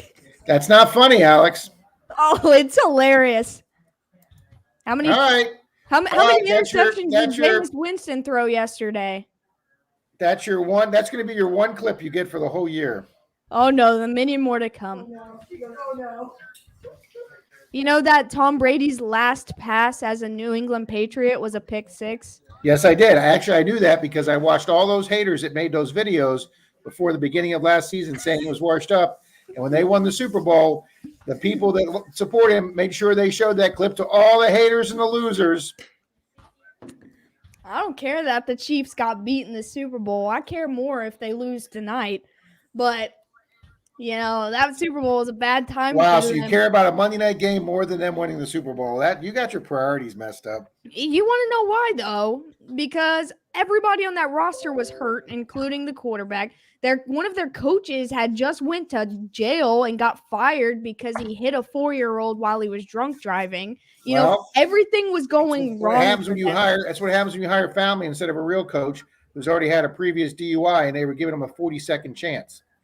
No, I mean, no, I'm with you 100%. Your But- dad's over there laughing his ass off. I knew before that Super Bowl started that the Chiefs were not going to win. Just keep on giving him shit. Well, you all the shit. you Oh, I give do him, just every give it to week. him. I promise. Yeah, just he needs it. He deserves it. Just rag on him all you can. Oh, I will. I promise. Oh, she doesn't need any encouragement to do that. He calls me. He tells me I'm on dope. She says he writes to me that I'm on dope. I said I did. You do it every week, and you did before this Saints game. But last too. week I was right. You were exactly wrong on the game, and I was exactly right. You said it's going to be a very low-scoring game between the Bucks and the Bears, and I went, oh no, it's only going to be low-scoring on one side, and I was exactly right. Okay, you were right one time, but I was exactly right this week. Yeah, You know, you don't got and nothing you know to what's say 'cause sad? you got another L in your column. You know what's sad, Alex? I was in that truck for 11 hours yesterday. I got the first half of the Sunday night game, and then I found out the scores updated. And then I was finally in phone range because I was in the mountains driving. And then Denise finally said, told me that Brady threw the interception at the end and lost the game. But I've been so distant from the world the last 2 days it hasn't even been funny. I haven't known anything that's been going on. I mean, that's honestly kind of nice at the same time, though. It would be nice if I wasn't driving a 15-foot panel U-Haul through the mountains on roads with no edging, that if you fall off the edge of the road, you fall off a mountain. I tried a shortcut instead of taking the interstate, and I will be the first to tell everybody that is a huge mistake with a U-Haul, okay? It's never a shortcut when you have a U-Haul. I took a 5-hour drive, Alex, yesterday, and I turned it into 9 hours. I mean, when we came to Florida, it was on a 13-hour drive that me and my sister and Shelby somehow made 19 hours. So I completely understand. I tried to stay off the I'm like, and then I realized it's dark, Rob. Why are you taking back roads for the scenery when it's freaking dark? So I'm in the mountains at dark. I'm hearing banjo music playing in the background. And I was so happy when I got to a population. But Oh, I can imagine. Oh, I didn't. I was a child, but my grandpa used to haul cattle, and I went on a road trip with him over the summer when I was out of school, and we went out to I would say New Mexico, and he said I had just gotten a cell phone I was probably like 13 or 14. He said don't expect to have any phone signal where we're going. And we were out in the desert and we drove for like 4 hours, but you could see like 8 hours away. It was so flat, but you couldn't see anything. There was nothing. And we turned on this road and he said, all right, we're turning on the road for where this farm's at. And we turn on it and you could see it, but it was like an hour-long driveway in the middle of nowhere. And we were there for hours. And then I was like, Papa, I have to pee. He said, okay, I'll pull over. And we're sitting there and I look at the road and I see a freaking rattlesnake on the side of the road. And I was like, I don't have to pee that bad. I had some beautiful scenery yesterday. I saw a lot of deer off in the distance. It was a pretty drive. The trees are changing out here, and it was just, if I just wasn't driving a rattling. When I hit 65 on the roads that I did take some interstate, when I hit 65, there must have been some gap in the seam of the overhead of the thing, because it started up with this annoying. It was like this, but it was like 20 times louder than that when you hit 65. So there was a period of several hours where I just sat in the truck with for just constantly for hours, and I was like, this just freaking sucks. I had a massive headache all day Saturday, but as bad as Saturday was, I was telling your dad yesterday was one of the best days of my life metal detecting. It was. I will give the however many people are in this. We got 6 in here now. I will give you people a little tip. Second most silvers I've gotten in one day, and the biggest silver spill I ever got in my life. And I entered the Civil War Club all in one day on one courthouse front yard. That's amazing. It was just, I did this 1900 courthouse, Alex. I had 3 different cop cars drove by. Nobody bothered me. Nobody paid any attention to me. And if I didn't have that big 5-hour drive ahead of me, I would have stayed there. 5 that turned into 9. Yeah, 5 that turned into 9. My sister's reminding me. Let me put this. There's the court. There's the courthouse I did yesterday, Alex. Well, let me get this. There you go. Wow. Just a beautiful, big Fort Knox Gothic looking. Man, that light for some reason is really. That's really bright. Yeah. But I sent your dad a picture. It's an absolutely gorgeous. It looks like Fort Knox with the big cupola on top with the clock on all 4 sides, like the courthouse and Back to the Future. Thank you, United Sports. Thank you. Yeah, that's Amanda, Rob. Philip was in here earlier. I don't know if he still is. Well, today is what do you guys call it? Monday, Red Monday? Red Monday. It's Well, Red- Red Friday on Monday. Red Friday on Monday. Red So Friday on Monday. I have to go put my GOAT 12 red jersey on, a red shirt on. So it may not say Chiefs on it, but it'll be red. That's disgusting. Just keep your hat on. You'll be fine wearing blue. You don't have to wear that It's much 39 red. here today. I'm freezing my ass off. Did it snow there? Because I had- saw pictures They had of flurries. snow They in had Kansas flurries City. in the upper elevations of the city. Yeah, today. Because the stadium's up on a hill, so I thought we might see a little bit of snow. I ran into this guy at a gas station and we started talking, and I told him I'm metal detected, and I said, hey, I'm all excited. I got my first Civil War, and he says, 10 minutes up the road here, there was a Union encampment on a ridge, on a hill overlooking the mountain. And he says, I know the lady that owns the property next door. And he goes, here's my name. Tell her this guy sent you. Tell her you're a buddy of mine, and knock on her door and see if she should give you permission. And he says, it's been hunted a lot because there's a lot of guys who go up there and hunt the land next to it that owns by a hospital. He goes, but go up there and see if you can go find your Civil War relic. And then my sister drove me up there to show me how to get there. And not tomorrow, but on Wednesday, I'm going to go check that ground out Wednesday. Heck yeah. I know, Shane. Keep my fingers crossed. I know. Yeah, just make sure you dig every signal that sounds solid. Okay. because you're not going to know what you're going to find because, lead rings low, especially as deep as it's going to be. Yeah, I thought that item that I showed you, Shane, I thought that was going to be a dime. So I had no idea that it was going to be that coming out of the ground. So big. It was so big, Rob. It's so big. I mean, yeah, that was nice, dude. It really was. I haven't had a chance to sit down and try to figure out what it was by the size. I'm gonna go get it because I haven't even shown my sister yet. So hold on. I Can't believe you're wearing that hat around Kansas City, though. I turned in the U-Haul. The guy was like, "Dude, you got to get rid of that hat." Yeah, that's kind of like you on the pirate ship in Tampa Bay Stadium wearing a Kansas City jersey. I was making a statement that I'm not mad. Because if I were mad, I wouldn't wear Kansas City stuff inside the Tampa Bay Stadium. Because everyone thinks I am just mad. And Swifty said, and now back to Tom Brady. It's always about Tom Brady when Rob's here. No, the little light attached to your garage door opener. Hang on, I want to put The one that doesn't have a light that feel works. uncomfortable. Yeah, no, this one doesn't have it. Yeah. Responsibility, accountability for his play, but also this offense as a total, their play. And it's not all on him. The offensive line has to play better. The receivers have to catch and protect the ball better. And they got to do it tonight under a pressure that they haven't experienced in Patrick Mahomes. I can hear the pregame on their TV. This is the biggest game of the season today for the Chiefs. This is the biggest game of the season today for the Chiefs. I could not agree more. Because they got to play the Packers next week. And the Packers are coming off a long week, and the Chiefs will be coming off a short week. So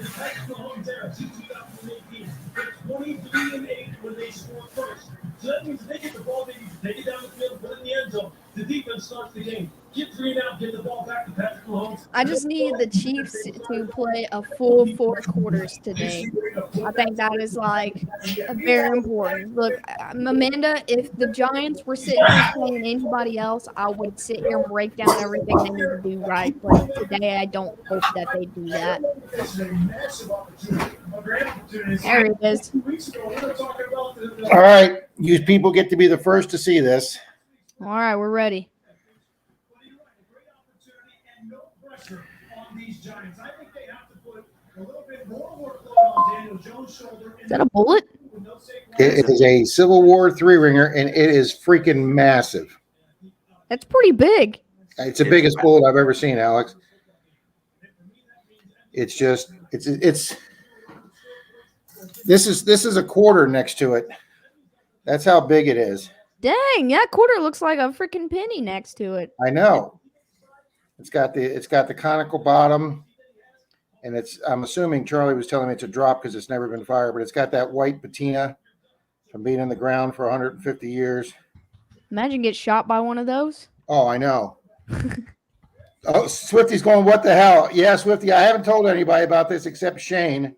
So, but you guys get to see it first. It's my very first Civil War item ever. So I'm pretty excited. Don't mean to take up your sports show with my metal detecting file. Oh, we're Pat. We've got through all of our sports stuff now. For the most part, we're just cruising into badgering each other about favorite teams and Monday Night Football and whatever else. No, Amanda, I did not see who was going to be on the cast tonight. Who they got? Because I'm kind of curious. I know last week they had Brady and Sue Bird and Marshawn Lynch. Dude, I freaking love Marshawn Lynch. I think that's my favorite NFL player of all time because his interviews. He's just the funniest person. I don't remember who the fourth person was. Oh, Drew Brees was on there last week too.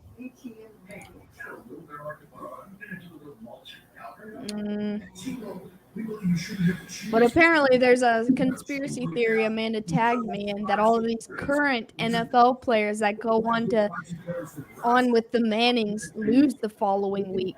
And Brady was the one that was on there last week. And then they had Travis Kelce on there week 1, and then week 2 the Chiefs lost. They had Oh, so you're saying it's the Madden curse now? It's not Madden. It's the Manning curse. Well, I know that, but they for years the video game they called it the Madden curse. Oh, look at this. Josh Allen's going to be on there this week. We'll know if it's true if the Bills lose next week. John Stewart, Michael Strahan, Josh Allen, and Michael Irving. So Josh Allen will be on in the third quarter. She said that since it's in that. Is he the order. Bills quarterback? Yep. He looked real good. He didn't look as good this time against the Dolphins as he did the last time. Yeah, but it was like what, 42-11 or something? They only scored 30-something, but Oh. they had them tied at 3-3 the first half. Did you And- guys cover trades before I came on? A little Yeah. bit. Broncos? I mean, Broncos trading Von Miller. yeah, that's crazy. Yeah, my sister was like, just couldn't believe it. I mean, I'm glad he's out of my division and in the NFC, but he just made that NFC West a little bit more tougher. And then didn't somebody talk to a retired running back? Adrian Peterson is playing for the Tennessee Titans now because Derrick Henry just got put on IR. He's out for the season most likely. Where was he at? Tennessee. Oh, before? Oh, no, last year he played with the Lions, but I think he was just a free agent.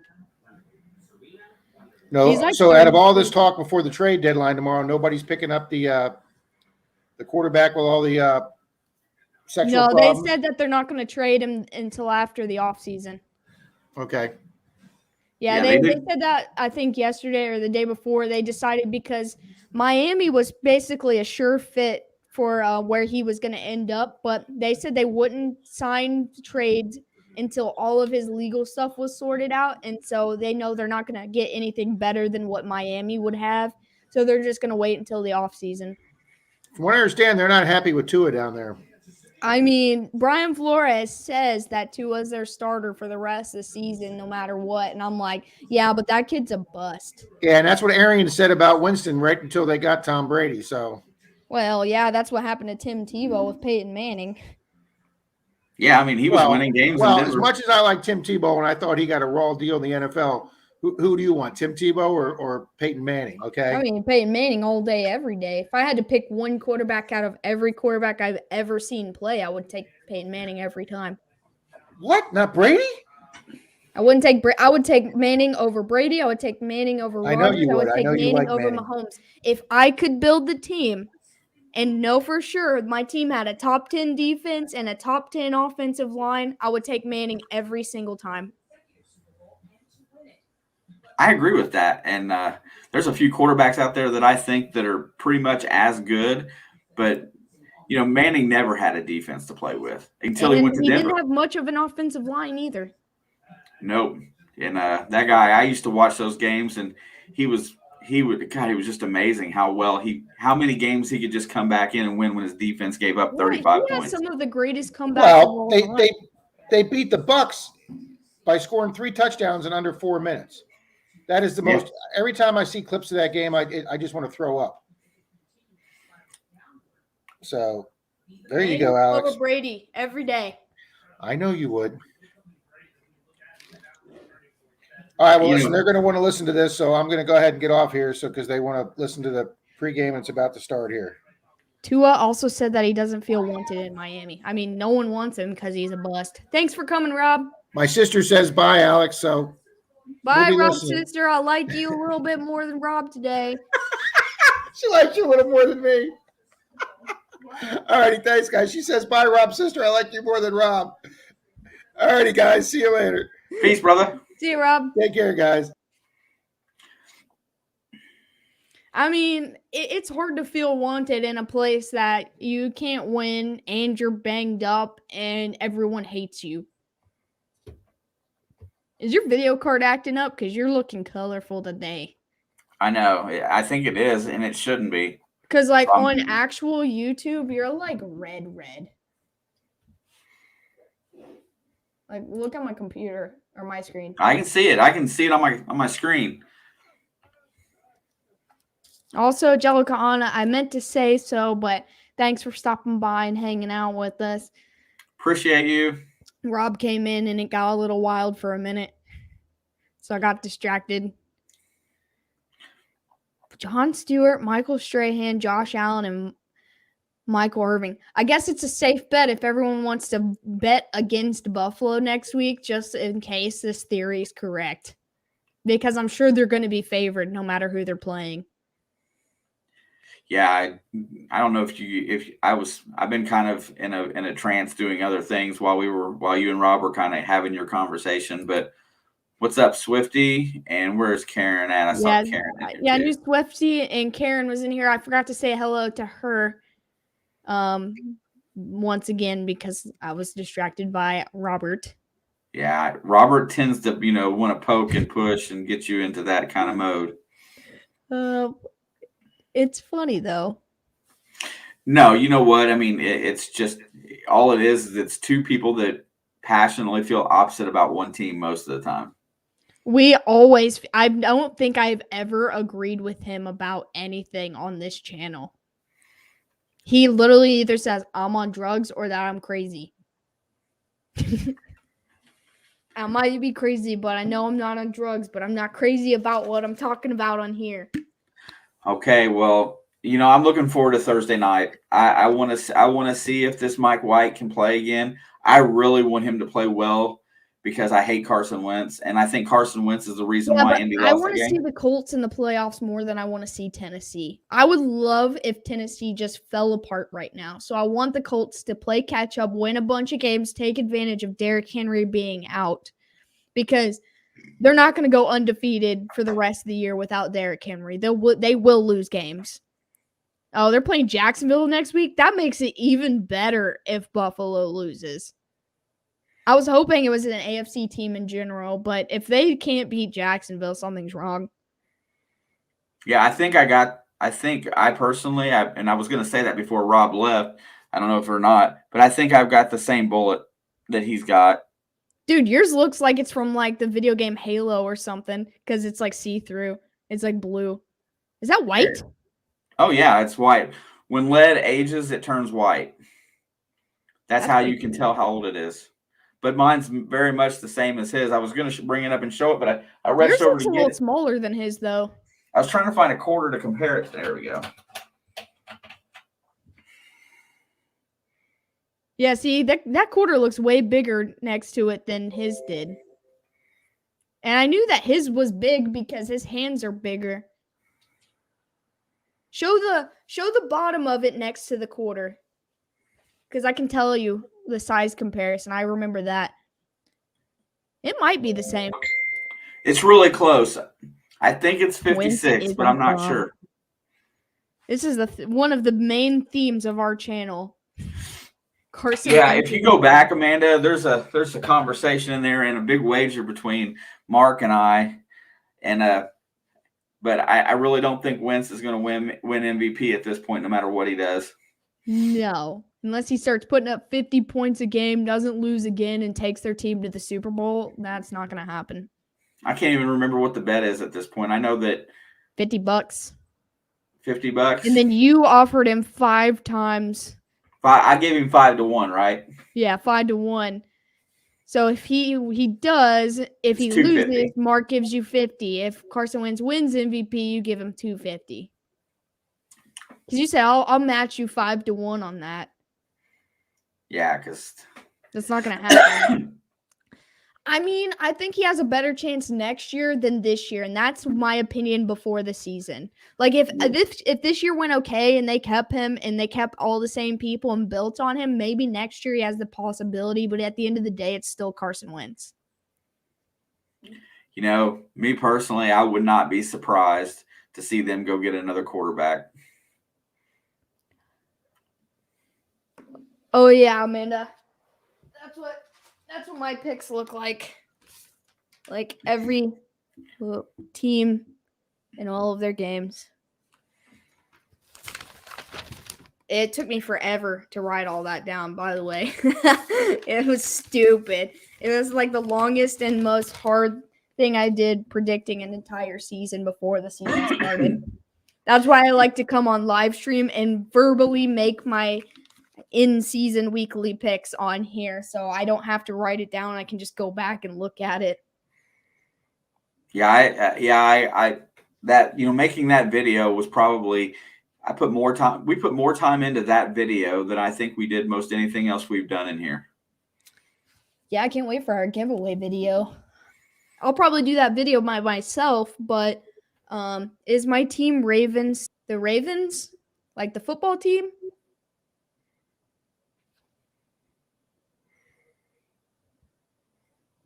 I'm not sure. I don't know if she means Baltimore Ravens. Shelby said, y'all still going? Yeah, we're still going. Yeah, for a few more minutes because I got things I got to get knocked out here. Sorry. Yeah, they were off this week, honey. Yeah, they were on a bye week, so they didn't play. We got Peyton on here. And my boy, look at him. Hey, I wish I could stream this game on here without getting in trouble. Don't go more than 15 seconds. I said I wish I could. Because if I could stream this on here and then, have my face still on here, I would sit here and talk through the whole game just like Peyton and Eli do. Yeah, I have to jump off for a little while tonight, but if you stay on, I'll come back. Okay, well, everybody in the chat, would you like me to stay on? Because if you don't want me to, I'm going to go to the living room and put this on the TV. But if you'd like me to stay on and talk through the game, I can do that. Rob, thank you for having me on. Rob, thanks for coming on, man. I don't mind you coming on most of the time, except for when they blow out teams, then I don't want to hear it. But when the Bucks play good, fairly matched games, I enjoy it every time. Oh, other side of the boat, Jerry, he's back in here. I put that it's in the blood. I meant to put it on my blah. But anyway. What was that supposed to be for? My video tonight, which is going to be another short live to preview the other videos tonight, because I had footage issue when I left and I came back. My edit was done. I just hadn't finished it, and it did not. It disappeared. I got to find it, and I couldn't find it today. So Amanda said the game's on, so I'm gonna hop off here. Love you guys. Alrighty, Amanda. Good luck to you. Don't be surprised if there you see a Chiefs flag staked in your yard at midnight, because I'm not petty. I'm just trying to have a good time. But I want to get something to eat before, so if you're not going to continue going, then I'm going to go eat and get ready for 9 o'clock, and then I will be available at about 9:30 or so. How about after the game? Maybe. How about that instead? Because I kind of want to just watch this. I'm with you. Watch the game, and then I will see you. If I'm still up, I'll do something with you if it's good. I got to go to work at 4 o'clock in the morning, so probably not. Sorry. That's okay. Chiefs are rolling down the field. First drive. Yeah, I'm hanging out. out the feed horses. Night, everyone. Night, Tim. Thanks for hanging out all night with us. We appreciate it. Yeah, Chiefs got the ball first. They're down on the Giants 38.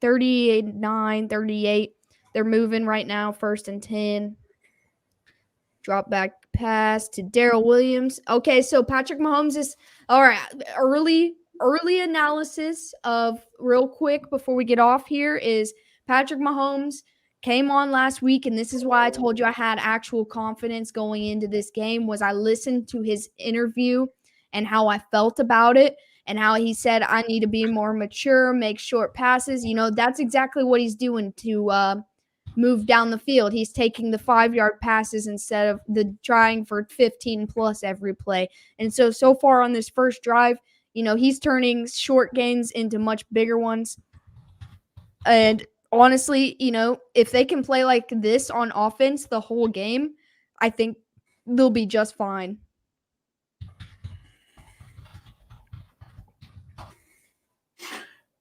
But to everybody that is still here, like I said early when we first started, I'm going to be working on our 300 subscriber giveaway video. So make sure you click that little bell so you get a notification when I post it.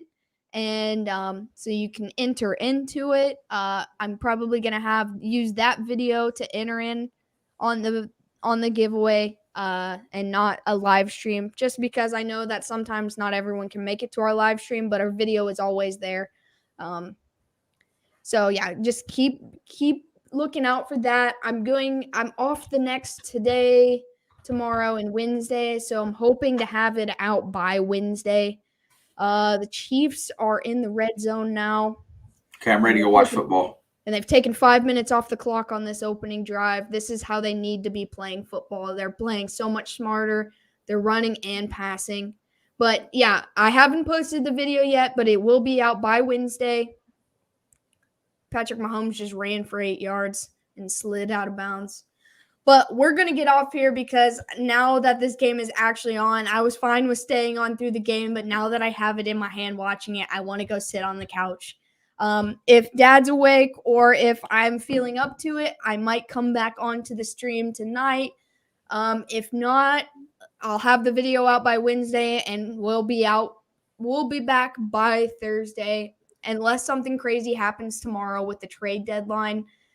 If something happens tomorrow, we might come back on because some things just need to be talked about. And I think a lot of things can happen within the next 24 hours. So, but with all that being said, I am ready to get off here, and we will see you guys hopefully sometime soon. Peace. See ya.